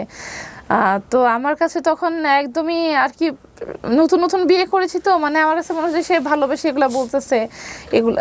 বাট আমি যখন বুঝতে পারছিলাম যে সে আমাকে আটকানোর জন্য, যে একটা বেবি থাকলে হয়তো বা সে যাই করুক না কেন আমি সেটাই মেনে নিব বাচ্চার মুখের দিকে তাকায়, যখন আমার কথাটা এই কথাটা আমার মনে হয়েছে, সেই পর্যন্ত অনেক বেশি দেরি হয়ে গেছে। দেরি হয়েছে বলতে? দেরি হয়ে গেছে বলতে যে তখন তো অলরেডি যা হওয়ার হয়ে গেছে, বেবিটাও হয়ে গেছে, আর আমার সাথে যা করার সে তা শুরু করে দিছে। তখন আমার মনে হচ্ছে যে এই জন্যই হয়তো বা সে আমাকে আটকানোর জন্য, যে আমি দুইটা বেবি নিয়ে কোথায় যাব, এই একটা কাইন্ড অফ ভিউ থেকেই হচ্ছে সে আমার সাথে এই কাজটা করছে। যখন মনে হয়েছে তখন মনে হচ্ছে যে না, এই কাজটা আসলে আমার ঠিক হয় নাই। তার কি লাভে কোনো ঘাটতি আমি ছিল? তাড়াতাড়ি করে ফেলছি। মানে এটা তো এক ধরনের, আপনি যেটা বলছেন যে খুব এক্সট্রিম পজেসিভনেস, কিন্তু প্রেমে কি কোনো ঘাটতি ছিল? ভালোবাসায় কি কোনো ঘাটতি ছিল? ভালোবাসা অনেক বেশি দেখিয়েছে, মুখে তুলে খাইয়েছে। এখন এই সে চেহারাই সে কেটে দিচ্ছে, এটাই আসলে, এগুলো বলতে গেলে আমার খুবই কষ্ট হবে। লাভিং জিনিসগুলো সে অনেক দেখাইছে, যে এই সেই এত ভালোবাসি, খুব বেশি কেয়ারিং একটা সাইড যখন মানুষ দেখায়, সে সেটা দেখাইছে, এবং এই কেয়ারিং সাইডটার জন্যই তার প্রতি আমি ফল করেছিলাম। ওকে, এটা বিয়ের পরে ছিল? বিয়ের পরে কিছুদিন ছিল না আমি বলবো না, কিছুদিন ছিল, বাট আস্তে আস্তে এই জিনিসগুলো সরায়, আস্তে আস্তে সে হচ্ছে আমাকে চাপ দেওয়ার চেষ্টা করতেছিল। মানে আপনিও রিভল্ট করা শুরু করলেন, উনিও আমি এক্সট্রিম তো হওয়া? অবশ্যই, সে যখন আমাকে এই কথাগুলো বলতো আমি তো অবশ্যই তার সাথে কথাগুলোর রিপ্লাই দিতাম। এবং একটা সময় যেটা হলো যে সে যখন বাসায় ভাঙচুর শুরু করলো, একটা সময় আর কি, ভাঙচুর বলতে কি কি ভাঙতো?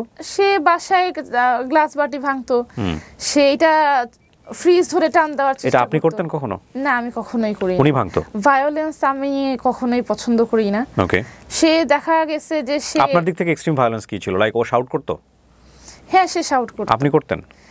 আমি করিনি, তার সাথে আমি শাউট আসলেই করিনি। কারণ কি, আমি যে বাসাটা, একটা ভাড়া বাসায় উঠেছি, এই বাসাটায় আমি নতুন নতুন আসছি, রাইট। এই বাসাটায় এসেই যদি আমি এখন চিল্লাচিল্লি শুরু করি, সে তো অলরেডি চিল্লাচ্ছে, আমার মধ্যে ছিল যে বাড়িওয়ালা যদি শুনে ফেলে আমার মান সম্মানটা কোথায় যাবে। তাকে আমি অলরেডি, আমার বাড়িওয়ালাকে আমি অলরেডি বলে বাসাটা ভাড়া নিয়েছিলাম যে 2-4টা রোড পরেই হচ্ছে আমার কাছাকাছি নিজের বাসা, হ্যাঁ, আমার নিজের বাসা, মায়ের বাসা, আমার পার্সোনাল ফ্ল্যাট। তো তারা যখন জানবে যে এইরকম একটা ফ্যামিলিকে আমি ভাড়া দিলাম, যে তারা এসে মারপিট ঝগড়াঝাটি শুরু করলো, সে অলওয়েজ যখন ঝগড়া শুরু করতো, এটা সেটা টান দিতে যেত, ফ্রিজ ধরে টান দিয়ে ফেলতে যাচ্ছে, সোফা ধরে টান দিয়ে ফেলতে যাচ্ছে, এটা করতে, মানে তাকে আমার ধরতে হতো যে প্লিজ প্লিজ আপনি থামেন। তখন তাকে আমার থামাতে হতো। একটা সময় দেখা যেত যে আমি যদি ফার্স্টে বলতাম যে না, আমি এটা করবো না, বা এটা আমার পছন্দ হচ্ছে না, সে যখন এগুলো শাউট করতো, আর দেখা যেত যে আমি জাস্ট টোটালি সাইলেন্ট হয়ে যেতাম, শুধুমাত্র এই ভয়ের কারণে। আপনার বাচ্চাটা তখন আপনাদের সঙ্গে? আমার বাচ্চাটা তখন আমার সঙ্গে। ও ট্রমার মধ্যে চলে যাওয়ার কথা? অবশ্যই সে ট্রমার মধ্যে চলে গেছে। আমার লাইফের একটা ভুল ডিসিশন আমার বাচ্চাকে ট্রমার মধ্যে ফেলে দিছে, আমি নিজে ফেলছি। এটার জন্য আমি মা হিসেবে, যখন আপনাদের মধ্যে চিল্লাচিল্লিগুলো হতো বা মারামারিগুলো হতো, তখন কোথায় থাকতো ও? তখন আলাদা রুম ছিল, আলাদা রুমে থাকতো, এবং সে কান্নাকাটি করতো ভয়ে। আপনারা কি এগুলো কখনো মিনিমাইজ করার চেষ্টা করতেন? লাইক দুজনে গিয়ে যে বাবা আমাদের মধ্যে এটা হচ্ছে, তুমি কিছু মনে করো না, বা এরকম কোনো কিছু করতেন নাকি জাস্ট ও ঝগড়াঝাটি করে চলে যেত, আপনি আপনার রুমে যেতেন, পরবর্তীতে আপনার বাচ্চা জিজ্ঞেস করতো? মানে ওর প্রেজেন্সটা কি থাকতো আসলে? আমার বাবুর প্রেজেন্সটা আমার বাচ্চাটা এত ভয় পাইতো। আমার বাচ্চাটা, সে যখন দেখতো যে মানে আমি মানে কিছু কিছু সময় মানুষ বলে না যে আমার বাচ্চাটাকে আমি অনেক তাড়াতাড়ি বড় করে ফেলছি। আমার সেই 7 বছরের বাচ্চাটাকে সে যখন বুঝতো যে আমরা ঝগড়াঝাটি করতেছি, সে নিজেই সামনে আসতো না। যখন দেখা যেত যে রনি বাসা থেকে বের হয়ে গেছে, আমি নিজে ওর কাছে গেছি, তখন সে আমার কাছে আসতো। ওর এটা ছিল যে আম্মু কি হয়েছে, মামা কি হয়েছে, কেন ঝগড়াঝাটি হইলো মামা, বাবা কি চলে গেছে, বাবা বলে ডাকতো। আমি শিখাইছিলাম যে বাবা বলে ডাকবা, তখন বলতো যে বাবা কি চলে গেছে, কেন রাগ হইলো মামা, তুমি কান্নাকাটি করতেছো কেন, এই সেই মামা। ওর বাবার সঙ্গে যোগাযোগ ছিল?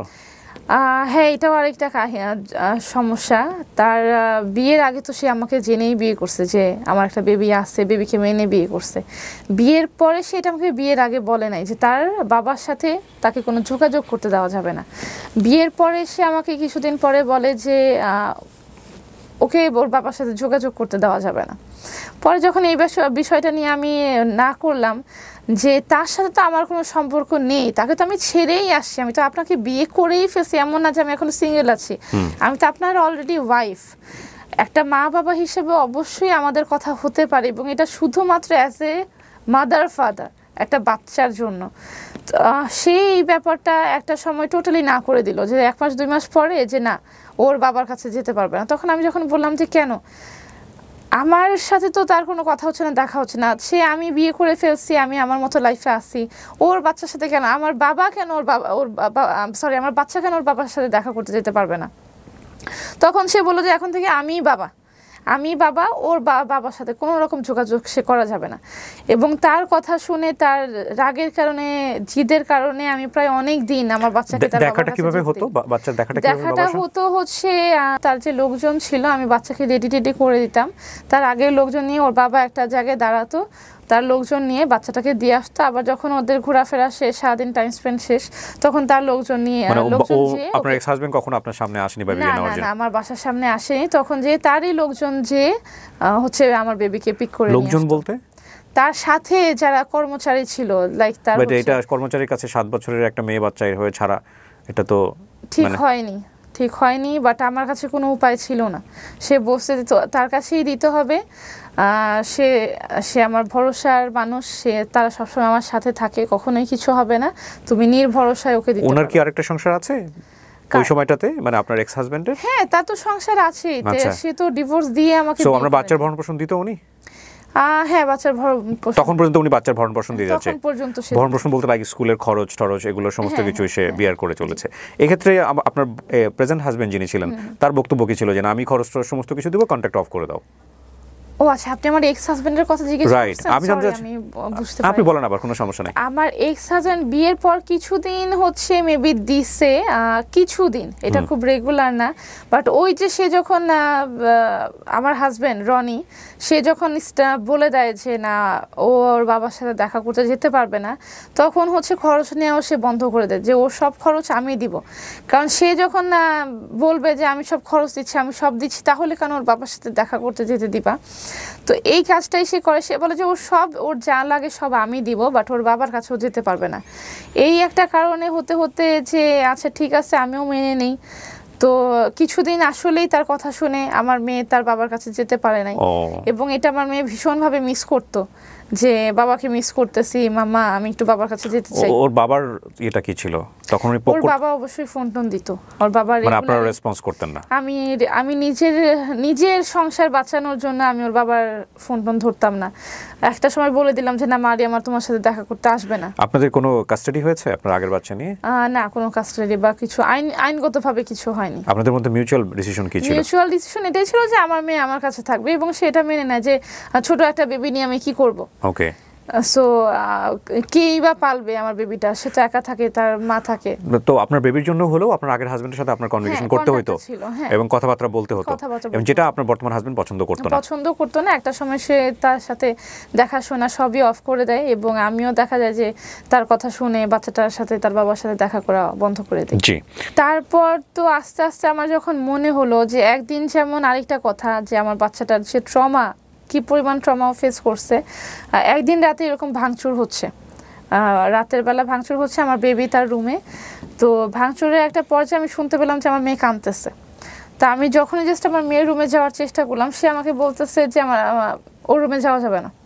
আমি বললাম যে কেন রুমে যাব না, ও কান্নাকাটি করতেছে, আমি একটু পরে আসতেছি, আপনি একটু দাঁড়ান, আপনি একটু বসেন, আপনি একটু শান্ত হন, আমি আসতেছি। সে বললো যে না, আজকে যদি ওই রুমে যাও আরও বড় কিছু হয়ে যাবে। একটা তখন মানে তার যে রাগ, তার যে চোখ দেখে মনে হলো যে হয়তো বা সে আমার বাচ্চাটার সামনেও কিছু করতে পারে, বা আমার গায়েও যদি হাত তোলাই স্টার্ট করে দেয়, সেই ভয়ে সেই রাতে আমি আমার বাচ্চাটার কাছে সে আমাকে যেতে দেয় নাই। এবং তখন তো আমি প্রেগনেন্ট ছিলাম, আমার বাচ্চাটা কান্নাকাটি করেই ঘুমাইছে, এবং আমি প্রেগনেন্ট অবস্থায় সে সারা রাত আমাকে বসায় রাখছে ডাইনিং টেবিলে, সারা রাত বসায়, কিছুক্ষণ চুপ থাকে, কিছুক্ষণ ঝগড়া করে, কিছুক্ষণ সে টানাটানি করতে যায়, এটা টান দেয় সেটা টান দেয়, গ্লাস ভেঙে ফেলতে যায়, এটা করে সেটা করে, সারা রাত এইরকম সে একটা মানসিক যে স্ট্রেস আমার বাচ্চাকেও দিচ্ছে, সে আমাকেও দিচ্ছে। তো আস্তে আস্তে আমার যখন একটা সময় মনে হলো যে তার এইসব ব্যাপার দেখে যে আমি আসলে ভুল করে ফেলছি, এই চিন্তাটা আমার যখন মনে হলো যে এরকম লাইফ তো আমি চাইনি, এরকম একটা মানে আমার বাচ্চাটাকে নিয়ে আমি স্বাধীন না, আমি পার্সোনালি স্বাধীন না, বা তার কাছে যে ঝগড়াঝাটি শুরু হয়ে গেল, যখন আমার মনে হলো যে না এরকম লাইফ আমি চাইনি, তখন আমার মনে হলো যে না আমি তার কাছে সেফ না, আমার বাচ্চাও তার কাছে সেফ না। তার মধ্যে আরেকটা কথা উঠে আসে যে এই কথাটাও আমি মিস করে ফেলতেছি, যে একটা সময়ে যে তার যে আরাবিয়ান বোরকা কালেকশন আছে, আরাবিয়ান বোরকা কালেকশনটা তার তো কোনো ইনকাম সোর্স নেই, তার ফ্যামিলিগতভাবে সে ব্যবসা করার জন্য 1 টাকাও পায়নি। তো এখন আপনি আমাকে প্রশ্ন করতে পারেন যে তাহলে তার যে কি বলে এই বিজনেসের উৎপত্তিটা কোথায়, বিজনেসের যে ফান্ড কোথা থেকে আসলো। তার এই আরাবিয়ান কালেকশনের আরাবিয়ান বোরকা কালেকশনের যে ফান্ড, এটা দিয়েছে তার বড় ওয়াইফ, তার বড় ওয়াইফ। এবং সে প্রাউডলি আমাকে একটা সময় বলে যে আমার বড় ওয়াইফ তার মা বাবার সম্পত্তি বিক্রি করে, জায়গা জমি বিক্রি করে আমাকে টাকা দিচ্ছে, 2-3 কোটি টাকা দিচ্ছে, এগুলো দিয়ে আমি শুরু করছি। এবং তার যে দ্বিতীয় ওয়াইফ আছে, এটা আমি বিয়ের পরে জানতে পারি যে তার দ্বিতীয় ওয়াইফ আছে। ওকে, সো আপনি 3 নাম্বার ছিলেন? হ্যাঁ, আমি 3 নাম্বার ছিলাম। এটা আমি বিয়ের পরে জানতে পারি যে তার দক্ষিণ খান, যে তারা পার্মানেন্ট স্থানীয় দক্ষিণ খানে তার আরেকটা ওয়াইফ থাকে। এগুলা নিয়েও তার সাথে আমার একটা ঝগড়া মতবিরোধের সৃষ্টি হয় যে আপনি আমার কাছে এত বড় কথা লুকালেন, আমি আপনার সাথে থাকবো না। তো একটা সময়ে যখন আমি তাকে বললাম যে আমি তার সাথে থাকবো না, তখন সে আমাকে বলল এই যে এই পার্টটা থেকেই আমার মনে হলো যে আমি আসলে তার কাছে জিম্মি হয়ে গেছি। বিয়ের দিন তো কোনো মেয়ে কোনো কিছু পড়ে সাইন করে না, জাস্ট এনে বলে যে কাবিননামাটা সাইন করো। বিয়ের দিন আমি কাবিননামাটা সাইন করি, কাবিননামার পাশে সে একটা স্ট্যাম্পে আমার সাইন নিয়েছিল, বলেছিল যে এটা বিয়ের স্ট্যাম্প। পরবর্তীতে আমি যখন তাকে বলি যে দেখেন আমি আপনার সাথে থাকবো না, আমি আপনাকে ডিভোর্স দিয়ে দিতে চাই, বা আপনি আমাকে ডিভোর্স দিয়ে দেন, তার ওয়াইফের ঘটনা জানা পড়ে, তখন হচ্ছে সে আমাকে বলে যে তুই আমাকে কখনো ডিভোর্স দিতে পারবি না। আমি বললাম যে কেন, অবশ্যই ডিভোর্স দেওয়ার রাইট আমার আছে, আমি যদি না, আপনি আমাকে ডিভোর্স না দিলে আমি আপনাকে ডিভোর্স দিয়ে দিব, এই ঝগড়া করে আমি এই কথাটা বলি। তখন বলে যে বিয়ের দিন যে স্ট্যাম্পের সাইন নিয়েছি, ওই স্ট্যাম্পের মধ্যে লেখা আছে যে আমি তাকে কখনো আমি পার্সোনালি আমি একতরফাভাবে কখনো তাকে ডিভোর্স দিতে পারবো না। আমি যদি তাকে ডিভোর্স দিই তাহলে হচ্ছে সে আমার নামে লিগালি অ্যাকশনে যেতে পারবে, সে আমার কাছে টাকা চাইতে পারবে, সে নানা রকমভাবে আমার লিগালি অ্যাকশন আমার নামে নিতে পারবে। সে যখন এই কথাটা বলে তখন আসলেই আমি চিন্তা করি যে আসলেই তো আমি স্ট্যাম্প পেপারটা দেখিনি, পেপারে কি লেখা ছিল। আমি যখন আমার ফোনে দেখলাম যে কি আছে স্ট্যাম্পের মধ্যে, আমি স্ট্যাম্পের মেইন কাগজটা খুঁজে পাই না, তখন তো সে যা বলবে আমাকে তাই বিশ্বাস করতে হবে। এবং আমার কাছে কাইন্ড অফ মনে হয় যে আমি ফেঁসে গেছি। একটা সময় তার কাছে আমার মনে হয় যে আমি তার কাছে এসে ফেঁসে গেলাম এবং আমি তার হাতে জিম্মি হয়ে গেলাম। এবং এই ঘটনাটা তো আছেই যে আমি তাকে যে আমি ডিভোর্স দিয়ে দিব, এই ব্যাপারটা আমার মধ্যে থেকে সরে গেল যে আমি যদি তাকে ডিভোর্স দিয়ে দিই আমাকে জেলে যেতে হবে, এইরকম একটা ভয়ে সে আসলেই আমাকে ফেলে দিল। তারপরে যে ঘটনাটা, যে তার আরাবিয়ান বোরকা কালেকশন, সে যখন আমাকে বলে যে আমার বড় বউ আমাকে টাকা দিচ্ছে, আমার ছোট বউ আমাকে টাকা দিচ্ছে, আমার ছোট বউয়ের মা পুলিশ অফিসার ছিল, তার পেনশনের টাকা প্রায় 18-20 লাখ টাকা আমি নিচ্ছি, আমি ব্যবসায় খরচ করছি, তাহলে তুমিও আমাকে কিছু টাকা দাও। পরে আমি যখন বললাম যে দেখেন আপনি জানেন যে আমার পক্ষে টাকা দেওয়া পসিবল না, সে আমার কাছে বেশ কিছু টাকা দাবি করে, 20 লাখ 30 লাখ। একটা সময় সে এটাও বলে যে পারলে তোমার মামা চাচার কাছ থেকে ধার এনে দাও, পরে হয়তো আমি দিয়ে দিব। এটা কিন্তু কখনোই আমরা জানি যে একটা ধার নিলে এটা কখনো কেউ দিতে চাবে না, এবং এটা আমি বুঝতে পারি যে এটা তার জাস্ট একটা কথা। আমি বলি যে আমি কখনোই আমার মামা চাচার কাছ থেকে আপনাকে ধার নিয়ে দিতে পারবো না। তখন সে বলে যে তোমার ফ্ল্যাট বিক্রি করো, বা তাদের মতো আমার বড় বউ যেমন একটা ফ্ল্যাট ছিল, হ্যাঁ আমার বাবার দেওয়া একটা ফ্ল্যাট আছে, তো সে পরে যখন বলে যে আমার বড় বউ যেমন হচ্ছে কি বলে তাদের জায়গা বন্ধক রেখে টাকা এনে দিচ্ছে, তুমিও সেরকম কিছু সিমিলার। এটা কি বেবি হওয়ার পরে না ওই সময়টাতে? অলমোস্ট তখন আমার বেবি হওয়ার প্রায় সময় কাছাকাছি, তখন হচ্ছে সে আমার উপরে এইসব কথা বলে। তখন আমি বলি দেখেন আমার পক্ষে কখনোই পসিবল না, আর এই ফ্ল্যাট বন্ধক রেখে এগুলো তো পসিবলই না। এগুলা থেকেও যখন সে আমার কাছে টাকা দাবি করলো, তখন আমার মনে হলো যে এই লোকের সাথে আমার ফিউচার আসলে অন্ধকার। সে যখন এই পর্যায়ে এসে পড়ছে, এই লোকের সাথে আমার আসলে টেকা যাবে না। বাট বাই দ্যাট টাইম আমার বাবু হওয়ার সময় হয়ে গিয়েছিল, তো এই সময় আমি কোথায় যাব? তো জাস্ট চলার মতো চলতেছিল। পরে যখন বেবিটা হয়ে গেল, তারপরে যখন এক্সট্রিম লেভেল চলে গেল, আমার বাবু হওয়ার পরে আমার মা আমার বাসায় আসে। দেখা যায় যে সে আমার মায়ের সামনে আমার সাথে খারাপ ব্যবহার করতেছে, নানা রকম বিহেভিয়ার তার। তখন আর কি আমার মনে হলো যে না, এর সাথে এখন আর সংসার করা যাবে না, এটাই আমার টাইম। যেহেতু বাবুটা হয়ে গেছে, আমার মনে হলো যে না, এখন আসলে তাকে আমার ছেড়ে দেওয়া উচিত। তার সাথে সংসার আমি আর করতে পারবো না। যখন আমি তাকে এই ডিসিশনটা জানালাম, তো দীর্ঘদিনের একটা ঝগড়া, এই বছরের প্রায় শুরু থেকে তার সাথে আমার ঝগড়া, জানুয়ারি থেকে তার সাথে ঝগড়া। 2024 জানুয়ারি, 2024 আমার বেবি হলো কত? বেবি হয়েছে হচ্ছে 2023 অক্টোবরের মাসে, অক্টোবরের 10 তারিখে। আপনি ফাইনালি তাকে ডিভোর্স দিবেন বা আপনারা সংসারটা করবেন, এটা জানিয়েছেন কবে? মানে এটা জানিয়েছি বাবু হওয়ার পরে। তার আগে তো আপনাদের ঝগড়াঝাটির মধ্যে কথাগুলো আসতো, হচ্ছিল। তো যেহেতু আমার বাবু হওয়ার সময় হয়ে গেছিল, তো ওই সময় আসলে এক্সট্রিম লেভেলে কোনো ডিসিশন নেওয়ার মতো আমার শারীরিক মানসিক কোনো পর্যায়ই ছিল না। তো আমি জাস্ট চুপ করেছিলাম যে আমি আরেকটু দেখি। ঝগড়াঝাটি হলে কিন্তু অনেক সময় কাপলরা কিন্তু এটা মুখে বলেন যে না, সংসার করবো না, তোমার ডিভোর্স দিয়ে দাও। এগুলো নিশ্চয়ই আপনারা বলেছেন, কিন্তু ওনার জায়গা থেকে উনি কখনোই এটা চায় নাই? না, ওনার জায়গা থেকে ছিল যে মানে আমি যদি ডিভোর্স দিব, এটা তার খুবই এগোতে লাগবে, ডিভোর্স দিলে সে আমাকে দিবে, এই কথা সে আমাকে বলেছে। আচ্ছা, বাট সে কখনো আপনাকে বলে নাই যে আমি তোমাকে ডিভোর্স দিব? হ্যাঁ বলছে, ঝগড়ার সময় বলছে যে ঠিক আছে আমি তোমাকে ডিভোর্স দিয়ে দিব। আচ্ছা, এই কথা বলছে। তো ফাইনালি আপনি আপনার জায়গা থেকে ডিসিশন দিলেন যে আপনি ডিভোর্স নিতে চান? হ্যাঁ, ডিভোর্স নিতে চাই। তারপরে উনি কি বললো? তারপরে হচ্ছে কিছুদিন সে বলে ঠিক আছে থাকবো না, তোমার সাথে আমি ডিভোর্স দিয়ে দিব। আবার সে আমার সাথে মিল করার চেষ্টা করে। আবার দেখা গেল যে মানে যতবার ঝগড়া হতো উনিই মিল করতো? উনি মিল করতো, কাইন্ড অফ উনি মিল করতো, আমিও মিল হয়ে যেতাম, এরকমই। তো এই বছরের জানুয়ারি থেকে যখন ব্যাপারগুলো এক্সট্রিম লেভেলে চলে গেল, যখন আমিও একটু এক্সট্রিম হয়ে গেলাম যে না, আমার পক্ষে আসলেই আর সম্ভব না। এক্সট্রিম বলতে দুজনের এক্সট্রিম? এক্সট্রিম বলতে আমি আসলে আস্তে আস্তে যে একটা ডিসিশন নেওয়া, যে আমি আসলে ডিসিশনটা নিয়ে নেই। যে তখন পর্যন্ত কি আপনাদের কনজুগাল লাইফ ছিল, নাকি ওনাকে আপনাকে বাসায় আসতে না করে দিয়েছেন? এটা প্রায় বাসায় আসতে না করে দিয়েছি, হ্যাঁ, জানুয়ারির পর থেকে আমি তাকে, যে আমরা যে ভাড়া বাসায় ছিলাম, আমি বললাম যে দেখেন আমার কিছুদিন সময় দরকার, আপনি যেইভাবে আমাকে মানসিক প্রেশার দিচ্ছেন, আমাকে কিছু সময় দেন, আপনি আমার কাছ থেকে কিছুদিন দূরে থাকেন। আমি এই কথা বলার পরে সে বাসায় আসা বন্ধ করে দেয়। আমি তাকে বলি যে বাসায় আসেন না, সেও আসে না। এবং যখন আস্তে আস্তে আসলেই আমি ডিসিশনটা নেই যে আমি তার সাথে থাকবো না। এটা কোন মাসে গিয়ে? জানুয়ারির পরেই আমি তাকে বলি যে দেখেন আমি আসলে এই ভাড়া বাসায় আর থাকতে চাচ্ছি না, আমি আমার বাসায় ব্যাক করতে চাচ্ছি। তো এই ডিসিশনটা নিতে আমার 2-4 মাস সময় লাগছে। 2-4 মাস বলতে কিছুদিন সময় লাগছে।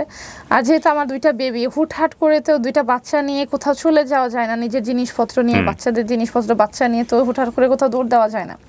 পরে যখন আস্তে আস্তে বললাম যে দেখেন আমি এই বাসায় থাকতে চাচ্ছি না, আমি আমার বাসায় চলে যেতে চাচ্ছি, আপনি আমাকে কিছুদিন, এটা না হলে আমাদের ডিভোর্স নিলে থাকুক, আমি কিছুদিন আমার বাসায় থাকি, এই প্রস্তাবটাও আমি তাকে দিয়েছিলাম। এর আগে কি আপনারা এরকম কখনো সেপারেশনে গেছেন? যে লাইক সেপারেশনে এই প্রথম যাওয়া। এবং আমি তাকে বলি যে আমাকে কিছুদিন সময় দেন, আমি না হলে কিছুদিন আমার বাসায় থাকি, পরে না হলে ডিসিশনটা নেওয়া যাবে। তখন তার কথা হলো যে না, বাসা থেকে বের হওয়া যাবে না। তার কথা হচ্ছে যে বড় বাচ্চা বাসায় থাকতে হবে, বাসা থেকে বের হওয়া যাবে না, বাসা ভাড়া নিচ্ছ এখানেই থাকতে হবে, মায়ের বাসায় তুমি ব্যাক করতে পারবা না। তখন এই জিনিসটা আমার কাছে খুব খারাপ লাগলো যে আমি যদি যেতে চাই তাহলে আমি কেন যেতে পারবো না। আমার যদি মনে হয় যে আমি এখানে ভালো নাই, তাহলে আমি যদি আমার মায়ের বাসায় যেয়ে একটু ভালো ফিল করি বা একটু ইজি লাইফ ফিল করি, ইজি থাকতে পারি, তাহলে আমি কেন যেতে পারবো না। তখন যখন আস্তে আস্তে আমি শুরু করলাম যে না, আপনার সাথে আমি আসলেই আর থাকতে চাচ্ছি না। এর মধ্যে তো রোজাই স্টার্ট হয়ে গেল মার্চ মাস থেকে। তো মার্চ মাস থেকে তার একটা সময় আমাদের যোগাযোগ টোটালি অফ, কন্ট্যাক্ট অফ। সেও আমাকে ফোন দেয় না, আমিও তাকে ফোন দেই না। আমার বাসাটায়, আমি যে ভাড়া বাসায় ছিলাম, আমি বাড়িওয়ালাকে বলি যে আপনি টুলেট লাগিয়ে দেন, তারা টুলেট লাগাই দেয়। এবং সে যখন ফাইনালি দেখে যে বাসায় টুলেট লাগাইতে বলছি, এর মধ্যে সে খরচ দেওয়া বন্ধ করে দিচ্ছে, যেহেতু সে আসা যাওয়া করতেছে না, সে আমার খরচ দেওয়া বন্ধ করে দিচ্ছে। তো সে যখন ফাইনালি দেখে যে আমি বাসা থেকে চলে যাচ্ছি এবং তার সাথে আমার কন্ট্যাক্ট অফ হয়ে গেছে, এই রমজান মাসে পুরো মাসটাই ধরতে গেলে তার সাথে আমার কথা হয় নাই, সর্বোচ্চ 1 থেকে 2 বার ফোন করা হয়েছে। তো এই তো যখন সে বুঝে যে আমি তার হাতের নাগালের বাইরে চলে গেছি, তখনই হচ্ছে সে আমার উপরে এই চড়া হওয়া শুরু করে। হাতের নাগালের বাইরে চলে গিয়েছিলেন আপনি, মানে এটা কেন বলছেন? হাতের নাগালের বাইরে চলে গেছি বলতে মানে তখন আর কোনো কথা শুনতেন না, ইচ্ছা মতো ঘুরছেন বাইরে? কোনো কথা আমি তার শুনি নাই। তখন তার সাথে আমার ফোনে কিছু গালাগালি হয়, সেও আমাকে কিছু গালাগালি করে, আমিও তাকে। এতদিন কিন্তু কখনো আমি তার মুখের উপরে একটা কোনো কথা বলিনি। একটা সময় দেখা গেল যে আমি আর পারতেছি না, যখন আমাকে অনেক নোংরা টাইপের কথা বলতেছে, অনেক গালাগালি করছে, তখন আমিও তাকে কিছু গালাগালি করি। তখন যখন কন্ট্যাক্ট অফ হয়ে যায়, তখনই আর কি আমি তো বুঝতে পারিনি। তখন আমি তো ভাবছিলাম যে সে হয়তো আমার কাছে সরে গেছে বা রাগ করে আছে, যাই হোক, আমি আমার মতো আমার বাসায় ফিরে যাব। তো এই যে আমার এই বাসায় থাকতে থাকতে যে আমার একটা মৃত্যুর দিন এসে পড়বে, এটা তো আসলে কখনোই কল্পনা করিনি। এই যে রমজান মাসটা শুরু হলো, তো মার্চ মাস থেকে শুরু হলো, এপ্রিলের 10 তারিখে আমার সাথে এই ঘটনাটা ঘটে এবং এপ্রিলের 11 তারিখে রোজার ঈদ হয়। রোজার ঈদের ঠিক একদিন আগে এই আমার জীবনে এই মৃত্যুর দিনটা সে নিয়ে আসে। এটা কি আপনি তখন আপনাদেরই ভাড়া বাসায় ছিলেন? হ্যাঁ, আমাদের যে ভাড়া বাসায় ছিলাম, জানুয়ারিতে সেপারেশনে চলে যাওয়া, হ্যাঁ, এপ্রিলের এই সময় ঘটনা। এপ্রিলের 10 তারিখে এই যে আমার জানুয়ারি, ফেব্রুয়ারি, মার্চ, এই 3 মাস উনি আসেননি বাসায়? না, 3 মাস সে উনি একদমই আসে নাই? না, একদম আসেনি বলতে প্রথম একটু আসছে, বাট খুব বেশি স্টে করে নাই। পরে লাস্টের দিক দিয়ে একদমই আসে নাই। ওকে, সো এবং এটা আপনাদের আর মিটিগেট করার কোনো চেষ্টাও ছিল না বোথ সাইড থেকে? না, আমার সাইড নাকি উনি চাইতো যে মিটিগেট করে ফেলি? উনি চাইছে, বাট আমি আর চাইনি। লাস্টের দিকে আমি শক্ত হয়ে গেছিলাম যে না, আমি আর চাচ্ছি না। তো এই যে ওনারও বেশ কিছু আমরা দেখলাম ভিডিও উনি লাইভ করেছেন, ওখানে ওনার যে বোল্ড এক্সকিউজ ছিল আপনার সম্পর্কে, সেটা হচ্ছে আপনি পরকীয়ায় জড়িত ছিলেন এই সময়টাতে। এটা কতটুকু সত্য? এটা সত্যই না, এই ব্যাপারটা একদমই মিথ্যা। তার সাথে তার ওয়াইফ, মানে আমি কেন বলছি আপনাকে, যেহেতু এই ভিডিওটা লক্ষ কোটি মানুষ দেখবে, সো আপনি যদি ডিনাই করেন এবং উনি যদি কোনো প্রুফ নিয়ে আসে হাজির, সে কোনো প্রুফই আনতে পারবে না। অ্যাটলিস্ট আমার পরকীয়া করেছি, সে যেটা বলেছে যে আমি হাতে নাতে আমাকে ধরেছে, সে কিন্তু লাইভে এই কথাটা বলেছে। যদিও তার লাইফটা এখন আর নাই, সে লাইভে বলেছে যে আমাকে হাতে নাতে ধরেছে। লাইভটা কেন নাই? লাইভটা তার যে আরাবিয়ান বোরকা পেজের কালেকশন থেকে সেই লাইভে আসছিল, এই পেজটা এখন হয়তো বা ডিলিট হয়ে গেছে বা ডিঅ্যাক্টিভেটেড আছে, এই জন্য লাইভগুলো নাই। তো সে লাইভে বলছিল যে আমাকে নাকি হাতে নাতে সে ধরছে। তো হাতে নাতে ধরতে বলতে অবশ্যই একটা ছেলে মানুষের সাথে আমাকে হাতে নাতে ধরছে। তো ছেলে মানুষটা কোথায়? সে যদি আমাকে হাতে নাতে ধরে থাকে একটা ছেলে মানুষের সাথে, ঠিক আছে, আমি তো আসি, আমাকে তো সে পরেও ধরতে পারবে। সে তার নজরটা তো যাবে যে আগে ছেলেটার দিকে, চাই ছেলেটার নাম কি, আপনি কোথায় থাকেন, আপনি কেন ওর সাথে আসছেন। ছেলেটাকে তো সে ধরার চেষ্টা করবে, কারণ আমি তার কোথাও পালায় যাচ্ছি না, আমাকে তো সে চেনে, আমি তো তার বউ, আমি তো আছি। সে যে বললো যে হাতে নাতে আমাকে ধরছে, তার কাছে কোনো হাতে নাতে কোনো দিনই কোনো ছেলে মানুষের সে আমার সাথে আমাকে ধরে নাই, টোটালি মিথ্যা একটা কথা। এই যে সে আমাকে খুন করার চেষ্টা করছে। ওই দিন কি ঘটেছে একবার একটু বলেন তো আমাকে বিস্তারিত, একদম শুরু থেকে। আচ্ছা, তো বিস্তারিত বলতে গেলে এপ্রিলের 10 তারিখে রোজার মাসে চাঁদ রাতের দিন, টোটালি তো তার সাথে সম্পর্ক প্রায় ছিলই না বলতে গেলে। তো হঠাৎ করে হচ্ছে দুপুর 1টার দিকে, এপ্রিলের 10 তারিখে দুপুর 1টার দিকে তারা বাসায় ঢুকে। আমার হাজব্যান্ড রনি, তার সাথে যে 2জন কর্মচারী সবসময় থাকতো, তার রাইট হ্যান্ড লেফট হ্যান্ডের মতো, ইউনুস এবং আলামিন এবং অজ্ঞাত একজন লোক নিয়ে সে বাসায় ঢুকে। এবং সেই সময়টায় আমি জোহরের নামাজ পড়তেছিলাম, ঠিক 1টার একটু পরের ঘটনা, 1টা থেকে 1:30টার মাঝের ঘটনা।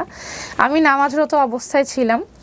তো বাসায় আমার মা ছিল, আমার বোন ছিল, আমার বেবি 2টা ছিল, আমার কাজের বুয়া ছিল, কাজের বুয়া কাজ করতেছিল।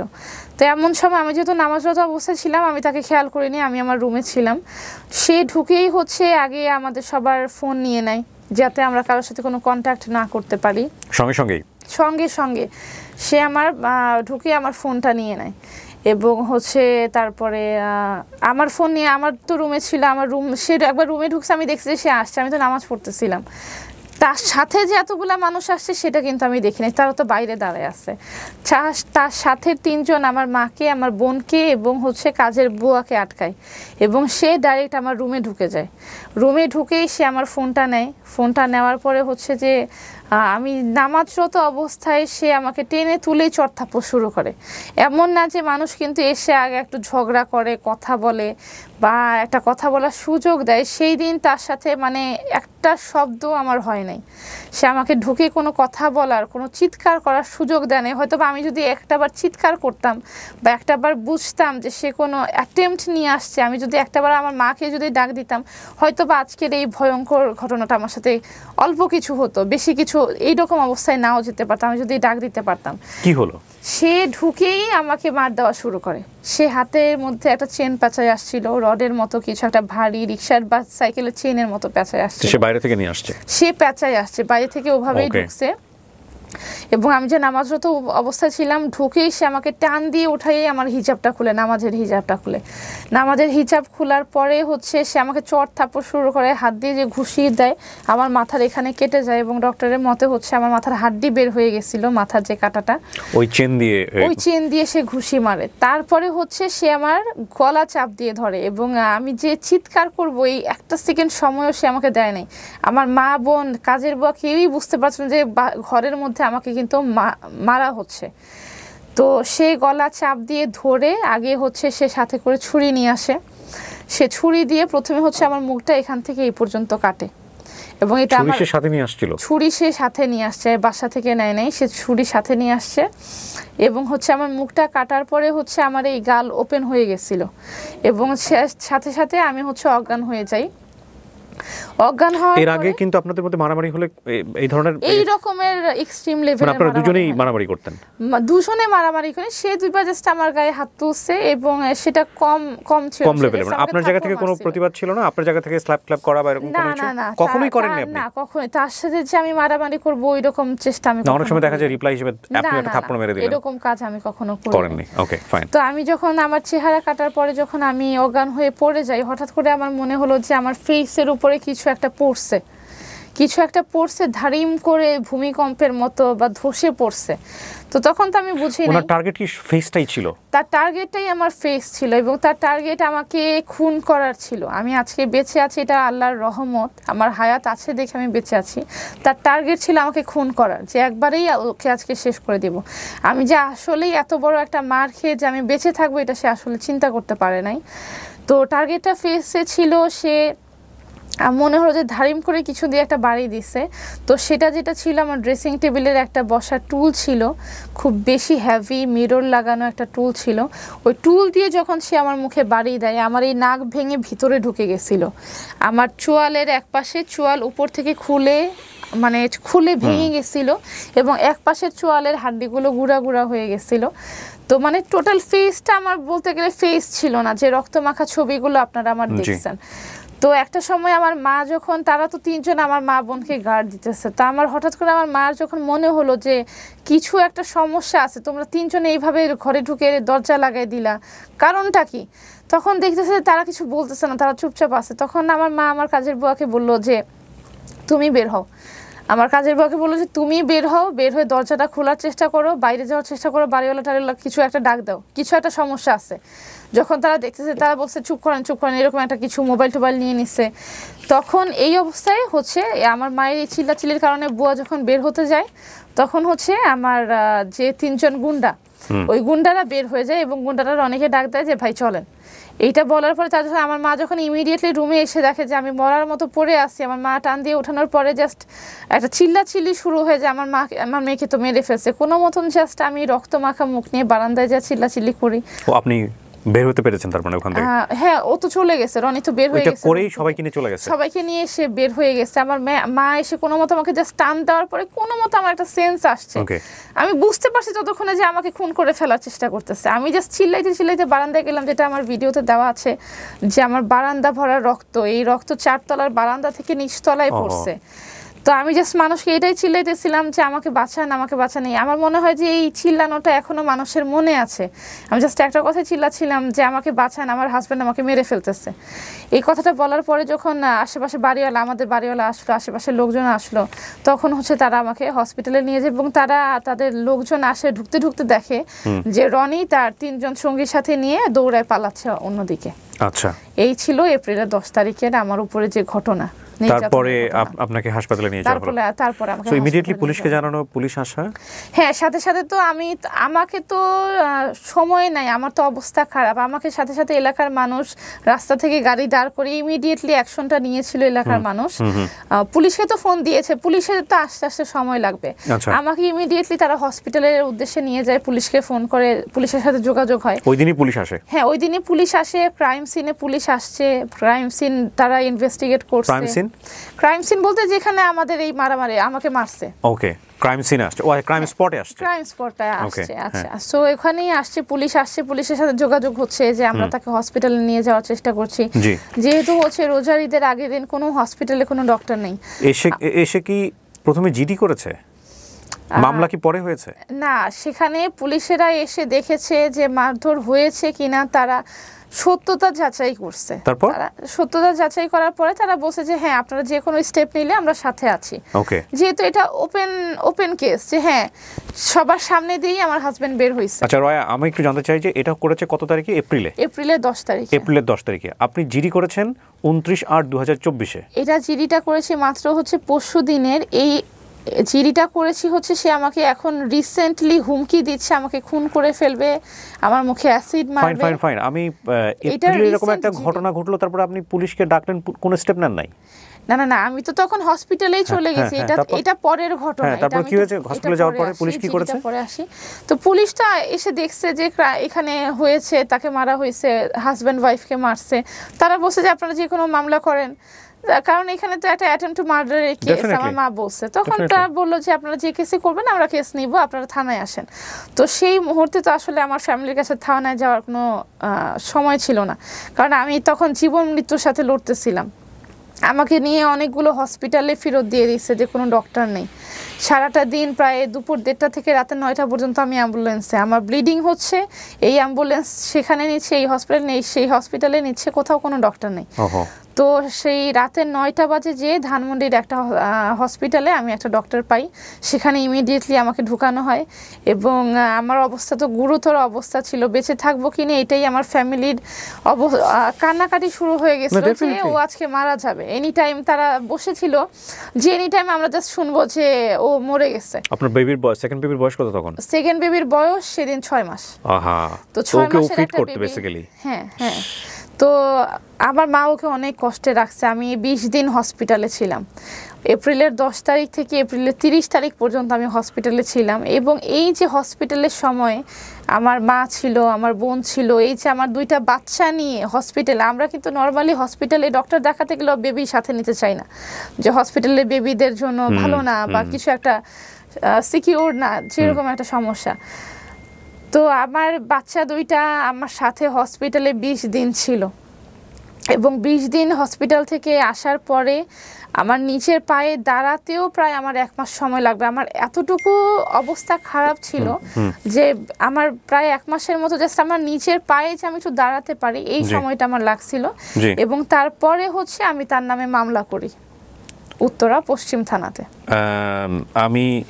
এটা তো এপ্রিলের ঘটনা। জি, এপ্রিলের ঘটনা। আপনি মামলা করলেন কোন মাসে? মামলা করেছি হচ্ছে আমি মে মাসের মনে হয় 22 তারিখের দিকে মামলা করেছি। আপনার মামলা হলো, এটা মামলা? হ্যাঁ, এটা হচ্ছে মামলার কাগজ, এটা হচ্ছে মে মাসের 22 তারিখে। এটা এজাহার, রাইট? জি।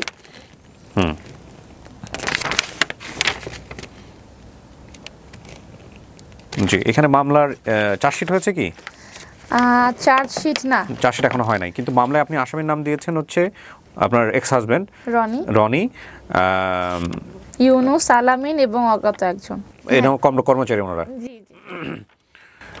মামলা হচ্ছে আপনার নারী ও শিশু নির্যাতন দমন আইন 2000 সংশোধিত 2020 যৌতুকের দাবিতে মারপিট করিয়া গুরুতর জখম করত সহায়তার অপরাধ।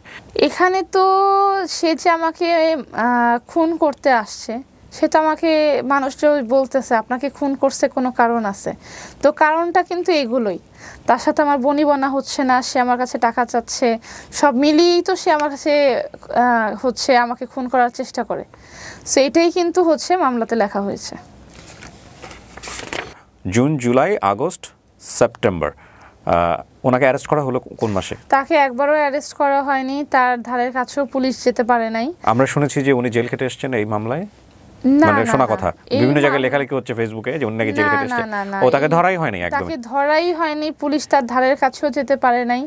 তার যেহেতু তার পরিচয়টা তো এখন আমি বলিনি, তার পলিটিক্যাল একটা ব্যাকগ্রাউন্ড আছে। কি ব্যাকগ্রাউন্ড বলেন তো? পলিটিক্যাল আমরা শুনি, আমাদের একটু শুনতে হবে পলিটিক্যাল ব্যাকগ্রাউন্ড। পলিটিক্যাল ব্যাকগ্রাউন্ড হচ্ছে তারা হচ্ছে দক্ষিণখানের স্থানীয়। হ্যাঁ। তার বাবা হচ্ছে বিএনপির নেতা, আচ্ছা। বিএনপির নেতা ইসমাইল হোসেন। ওকে। তার বাবাকে দক্ষিণখানে চিনে সবাই ভূমিদস্যু নামে, যে আচ্ছা। মানুষের জায়গা জমি দখল করে, মানুষের টাকা পয়সা দখল করে, টাকা পয়সা নেয়। বিএনপির যে একটা পাওয়ার, নেতা হওয়ার যে পাওয়ার, সে নাকি সভাপতি, নেতা, এরকম কিছু লিস্টেড মেম্বার। বিএনপির এক কথায় সে লিস্টেড মেম্বার। এই একটা বিএনপির একটা বাবার সাপোর্ট তার আছে। এটা আপনি মনে করছেন? এটা সত্যি কথা, আমি মনে করছি না। সত্যি বলতে সত্যি বলতে সে পাওয়ার আছে, এই পাওয়ারের কারণেই হচ্ছে সে এই নারী নির্যাতনের কেসে জামিন হয় না, যেটা সবাই জানে। এই পাওয়ার দেখিয়ে সে জামিন নিয়ে বসে আছে, তাকে এই পর্যন্ত পুলিশ ধরতে কি পারে হয়েছে নাই। আমাকে একটু বলেন তো, মামলাটা করার পরে আপনি লিগ্যালি কি ফেস করেছেন? মামলা করার পরে তো তাকে পুলিশ বলেছে তাকে ধরবে।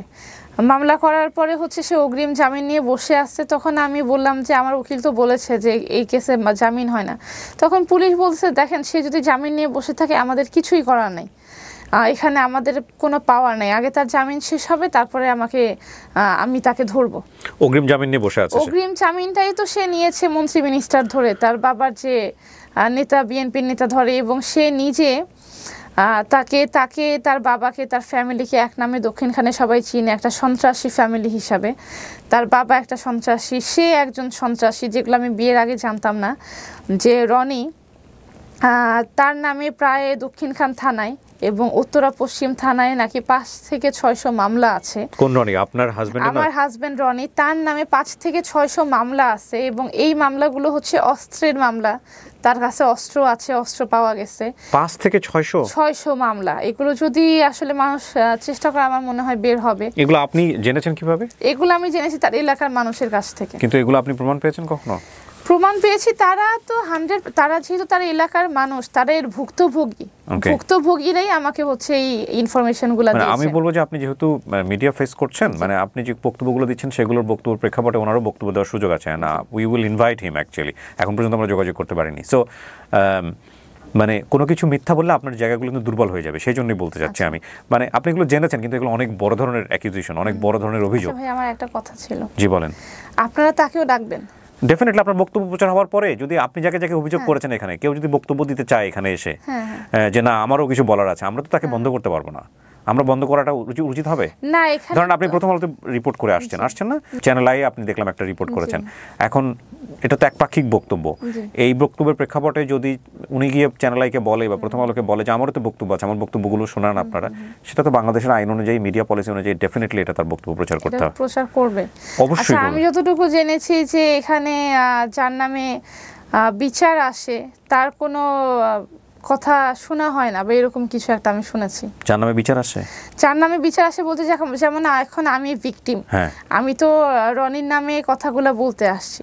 সো রনির এখানে কথা বলার বা রনিকে ইনভাইট করার কোনো নিয়ম নেই, বা আমি যতটুকু জেনেছি। না, কিন্তু এটা আপনি তো তার বিরুদ্ধে অভিযোগ দিচ্ছেন, সেও তো তাকে আসামি পক্ষকে বক্তব্য দিতে দেবেন না আপনি কোনো? আচ্ছা, এটা কেমন হয়ে গেল না বিষয়টা? ধরেন আপনি একজন মানুষের নামে বলে যাচ্ছেন যে সে অপরাধ করেছে, আমরা ধরে নিলাম অপরাধ করেছে, তারও তো বক্তব্য থাকতে পারে, সেটাকে আপনি বলতে দিবেন না? বলতে অবশ্যই দিব, বাট আমার যেটা মনে হয় যে আমি তো সোশ্যাল মিডিয়াতে আসছি হচ্ছে আমার নিজের প্রবলেমগুলো কথা বলার জন্য, এবং সেটার প্রেক্ষাপটে তো ওনারও বলার বক্তব্য, উনি তো দেয়ার রাইট সে রাখেন। তো অলরেডি বলে ফেলছে। এখন আপনারা যদি আমার কথা বিশ্বাস না করে তাকে না বিশ্বাস না, এখানে বিশ্বাসের কিছু নাই, বিশ্বাস তো জনগণের হাতে। আমরা দুজনের বক্তব্যই আনতে চাই। আপনাকে ধরেন আমি আরো ঘন্টাখানেক সময় দেবো, আপনি বলেন আপনার তার বিরুদ্ধে যা বলার আছে বলেন, কিন্তু এগুলো তো তারও বক্তব্য আছে, সেও তো এসে বলতে। এখানে যদি এটা কি অনলাইনে এটা রেকর্ড হচ্ছে, হ্যাঁ রেকর্ড হচ্ছে না অন এয়ারে আছে? না এটা রেকর্ড হচ্ছে।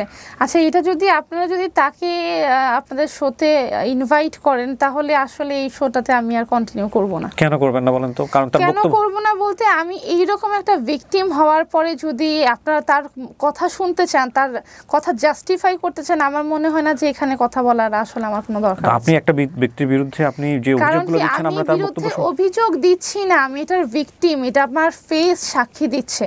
আপনার যদি মনে হয় যে আমার ফেস ভুল সাক্ষী দিচ্ছে, ডেফিনেটলি ওটা বলছি না আমি। এবং সে এসে বলে যে, যেমনটা অলরেডি ফেসবুকে সে বলে ফেলছে যে আমি কি বলে তাকে পরকীয়ার জেরে তাকে মারছি, এই কথাটাই সে আবারও এসে বলবে, এবং এটাকে যদি আপনি লিগালি ভাবে অনিয়ারে প্রচার করেন, এটা আমার মনে হয় না যে এখানে আসলে তাহলে আমার কথাটা কোনো ওয়ে আছে। আপনি পৃথিবীর কোনো মিডিয়াতে, এটা তো আমি না শুধু, পৃথিবীর কোনো মিডিয়াতে এটা আপনাকে এটা বলবে না যে আপনি যদি কোনো একজন ব্যক্তির বিরুদ্ধে যদি বলে যান সেই ব্যক্তি বক্তব্য দিতে পারবেন। এটা পৃথিবীর কোনো বক্তব্য দিতে পারবে, বাট আমি যে শোতে আসছি সেই শোতেই এসে সে নিজেকে জাস্টিফাই, ঠিক আছে, অন্য বক্তব্যে আপনাকে বিলিভ করে আমি আপনার কাছে আসছি। আপনি যদি আরেকজনকে নিয়ে বসেন এখানে, আসলে আমি আমার কথা রয়, আমি আপনাকে একটা কথা বলি, আপনি যে কথাটা বললেন এখানে, আমরা 1-2 ঘন্টা ধরে আপনার বক্তব্য নিয়েছি, এবং সেই বক্তব্যের প্রেক্ষাপটে উনি চাইলে ওনার ফেসবুক থেকে ওটা লাইভে এসে বলতে পারেন যে এই বক্তব্যগুলো উনি দিয়েছেন, এটা ভুল দিয়েছেন, সে বলার রাইট ওনার আছে, রাইট। আর দ্বিতীয়ত বিষয়টা হচ্ছে আপনার উপরে যে অন্যায়টা হয়েছে, এই অন্যায়ের জায়গাটা থেকে আপনি মামলা করলেন কোন মাসে গিয়ে? মে মাসে গিয়ে। আচ্ছা, ওই সময়টাতেই মামলা করার কোনো সুযোগ ছিল না যখন আপনি ভিকটিম হয়ে আছেন আপনার পরিবারের পক্ষ থেকে? আমি তখন মৃত্যুশয্যায় ছিলাম। আমার উপরে এরকম একটা আমাকে খুন করার চেষ্টা হয়েছে, এবং আমাকে হচ্ছে আমার ফ্যামিলিকে যে পরিমাণ থ্রেট তারা দিচ্ছে যে তোদেরকেও মেরে ফেলবো, এইরকম থ্রেট নিয়ে আমার ফ্যামিলির সামনে আগানোর সাহস পায় নাই। তো এরকম একটা লোকে যদি আপনারাও সামনে এসে কথা বলেন, আসলে এখানে আমি তাহলে আর কন্টিনিউ করবো না। না, এটা তো সবার রাইট আছে, তাকে তো পুলিশই অ্যারেস্ট করে। আমি তাহলে এটা নিয়ে শুনেন, আপনি বলি, আপনি আগে জিনিসটা লজিক্যালি আসেন না। লজিক্যালি ঠিক আছে, আমি যেই শোতে এসে নিজের কথাটা বলছি, সেই শোতে যদি আমার খুনি, সে একটা হত্যাকারী লোক, সেই খুনি যদি আমি যেখানে বসে আছি এখানে এসে যদি সে আমার নামে কথা বলে, এই শোতে আমি আসলে কথা বলবো না। আপনি বিষয়টা আপনি যদি আমাকে প্রমিস না, আপনি যদি আমাকে বলতে পারেন যে এই শোতে সে আসবে না, তাহলে আমি আমার কথা কন্টিনিউ করব। সে কোথায় যাবে তাহলে? সে বক্তব্য দিবে না? যেখানে ইচ্ছা সেখানে যাক। যেই শোতে আমি আসছি, যেই শোতে এসে আমি আমার কষ্টের কথা বলতেছি, সেই শোতে এসে আমার হত্যাকারী, আমার খুনি কথা বলবে, এটা আসলে আমি কখনো মেনে নিতে পারবো না। আপনি তো আপনার জায়গা থেকে বলতেছেন সে আপনার হত্যাকারী। জি অবশ্যই। তার জায়গা থেকেও তো বক্তব্য থাকতে পারে। তাহলে তার জায়গা থেকে ভাই আপনি তাহলে ফেসবুকের অডিয়েন্সের মতো হয়ে গেলেন যে তার জায়গা থেকে হত্যা, সে আমাকে পরকীয়া যে ধরে মারছে, সে আমাকে মারছে, এটাই তার কথা, এবং সেটা ঠিক করছে। আমরা জাস্টিফাই, এটা রাইট আছে। না সে এটাই বুঝাতে চাবে যে এটা করার আমার রাইট আছে। না প্রিয়া, আমরা জাস্টিফাই করছি না। আমাদের শোতে আমরা যেটা করি, আমরা দুই পক্ষেরই বক্তব্য শুনি। এখন আপনি আপনার জায়গা থেকে যে বক্তব্যটা দিয়ে গেলেন, সেই বক্তব্যের প্রেক্ষাপটে যে কেউই, যে তিনজনের কথা আপনি বলেছেন, তারাও তাদের বক্তব্য দিতে পারে। আমার বক্তব্যের প্রেক্ষাপটে আপনাকে কি প্রথম আলো বা অন্যান্য যারা নিয়ে আসছে, ওনারা কি আপনাকে কমিটমেন্ট দিয়েছে যে আপনার বক্তব্যই শুধু প্রচার করবে? কমিটমেন্ট দিয়েছে বলতে তারা তো আমাকে বলে নাই যে আমরা তার কাছেও যাব, তার কথাও শুনবো, সে যেটা বলতে যাবে তার কথা আমরা শুনবো, এরকম কোনো কথা। ধরুন ওটুকু আমরা বাদই দিয়ে দিলাম, কিন্তু উনি যদি আমাদের এখানে আসতে চায়, বা উনি যদি প্রথম আলো থেকে তার বক্তব্য দিতে চায়, বা আপনি যে টেলিভিশন চ্যানেলে সাক্ষাৎকার দিয়েছেন, আপনি কি ওখানে থামাতে পারবেন? যদি আসে তাহলে আপনি তাকিয়ে আনেন, তাহলে এখানে আমি না আমি বলতেছি, আপনি যেখানে দিয়ে আসছেন সেখানে সে যদি বক্তব্য দিতে চায়, তার বক্তব্য যদি আনতে চায়, টেলিফোনে হোক বা যে কোনো ভাবে, আপনি কি সেটা বাধা দিতে পারবেন? আমি জানি না, আমি আসলে এত কিছু ভাবি নাই। আর আমি যদি না, আপনি শেষ করেন, আমরা এটা পরে চিন্তা করব। আমরা ঠিক আছে। না ভাই, আমি আর আপনি খুলেন না, এটা খুলেন না, আপনি এটা শেষ করেন, নইলে ভাই আপনি আমাকে ছেড়ে দেন, আমি আমার বাসায় যেতে চাই প্লিজ। আপনি শেষ করেন, আপনি পুরোপুরি সুন্দর করে বলছেন। আপনার পুরো লাস্টে কি দাঁড়ালো? মামলার পরে লাস্টে সেটাই দাঁড়ালো যে আমি এখানে জাস্ট আমার কথা শেয়ার করতে আসছি। মানে আমার সাথে এরকম একটা গুরুতর কাজ হওয়ার পরে আমি এখানে শেয়ার করলাম, সে আমাকে এইভাবে মারলো, সেও খুব নর্মালি ভাবে শেয়ার করলো। এত নর্মাল ভাবে যদি মানুষ তাকে মেনে নেয় তাহলে তো আমি বিচার না না, পাবো না। মানুষের মানবা না মানা সেটা তো মানুষের কাজ। এটা আচ্ছা তো তাহলে মানুষ কাজ করুক ভাইয়া। না না না, শোনেন শোনেন, আপনি রিঅ্যাক্ট আপনি খুলেন না, আপনি রিঅ্যাক্ট করেন না না, না ভাই, আই এম রিয়েলি সরি। আপনি রিঅ্যাক্ট করেন না। আপনি অনেক ভালো একটা মানুষ, আমি যতটুকু জেনে আপনার কাছে আসছি, বাট আপনার এই কথাটা আমি মানতে পারছি না। আপনি খুলেন না এখনই, আপনি খুলেন না, আপনি Sorry ভাইয়া। আপনি উঠেন না, আপনি বসেন। না না ভাই, হ্যাঁ আমরা কন্টিনিউ করব না ভাইয়া। বসেন। আপনি এমনিও প্রচার করেন। কারণ যেটা হচ্ছে যে আপনি যখন এখানে জাস্ট এখানে আমি যদি এটা আপনি যেটা বসে কথা বলেন, বসেন বসেন আরামসে বসেন। তাহলে এটা আপনার একটা সালিশ কেন্দ্র হয়ে গেছে, যে আমি আপনার কাছে এসে নালিশ করলাম, সেও আপনার কাছে এসে নালিশ করবে, এখন আপনি দেখবেন, মানুষ দেখবে কি করতেছে। আমি তো সেটার জন্য আসি নাই। আমি একটা ভিকটিম, আমার চেহারা ছুরি দিয়ে কাটা হয়েছে, আমি আমার অন্যায়ের কথাটা এখানে জানাতে আসছি। আমার সাথে যে অন্যায় করছে সেও যদি এখানে বসে এই কথাটা জানাতে আসে, সেই সত্যি আমি বসবো না। বিচার করার কাজ কেবলমাত্র আদালতের, জি রাইট? সেখানে আমাদের কোনো ভূমিকাই নাই। আমরা বক্তব্যই তুলে ধরতে পারি একজন গণমাধ্যম কর্মী হিসেবে কিংবা গণমাধ্যম হিসেবে। জি। হ্যাঁ, বক্তব্য তুলে আপনি ধরতে আপনার পারেন, জায়গা আমি থেকে অবশ্যই এটা আপনার কাছ থেকে এক্সপেক্ট করে আসছি যে আমি ভিকটিম, আমার উপরে নির্যাতন হয়েছে, আমি এটা ভেবেই আপনার কাছে আসছি যে আপনি আমার বক্তব্যটা তুলে ধরবেন। আমি আপনার বক্তব্য অন্যায় অবশ্যই আমার তুলে সাথে ধরবো। হয়েছে। কিন্তু এখানে যদি আপনি অফিশিয়ালি ভাবে, সে ফেসবুকে এসে লাইভে এসে যা ইচ্ছা তাই বলতে পারে, বাট আপনি যদি একটা অফিশিয়াল, আপনাকে লাখ লাখ মানুষ, কোটি মানুষ চিনে, আপনি যদি অফিশিয়ালি একটা হত্যাকারীর অফিশিয়ালি একটা বক্তব্য নেন, এটা আমি কখনোই মানতে পারবো না। আচ্ছা, তাহলে আমি আপনাকে একটা প্রশ্ন করি। আপনি যে বক্তব্যগুলো দিলেন এখানে, সে যদি আপনার বক্তব্যের কোনো অংশ ধরে যদি বলে যে এটা একটা মিথ্যা বক্তব্য ছিল এবং এটার বিরুদ্ধে সে আইনানুগ ব্যবস্থা নেয়, হ্যাঁ, বাংলাদেশে কিন্তু আইন আছে, সাইবার ক্রাইম ল আছে, আইন আছে, বাংলাদেশে অনেক আইন আছে। সেটার ব্যাপারে আইন পাই নাই। সেটার বিষয়ে আপনার বাংলাদেশে অনেক আইন আছে, অনেক মেয়ে রেপ করে ফেলে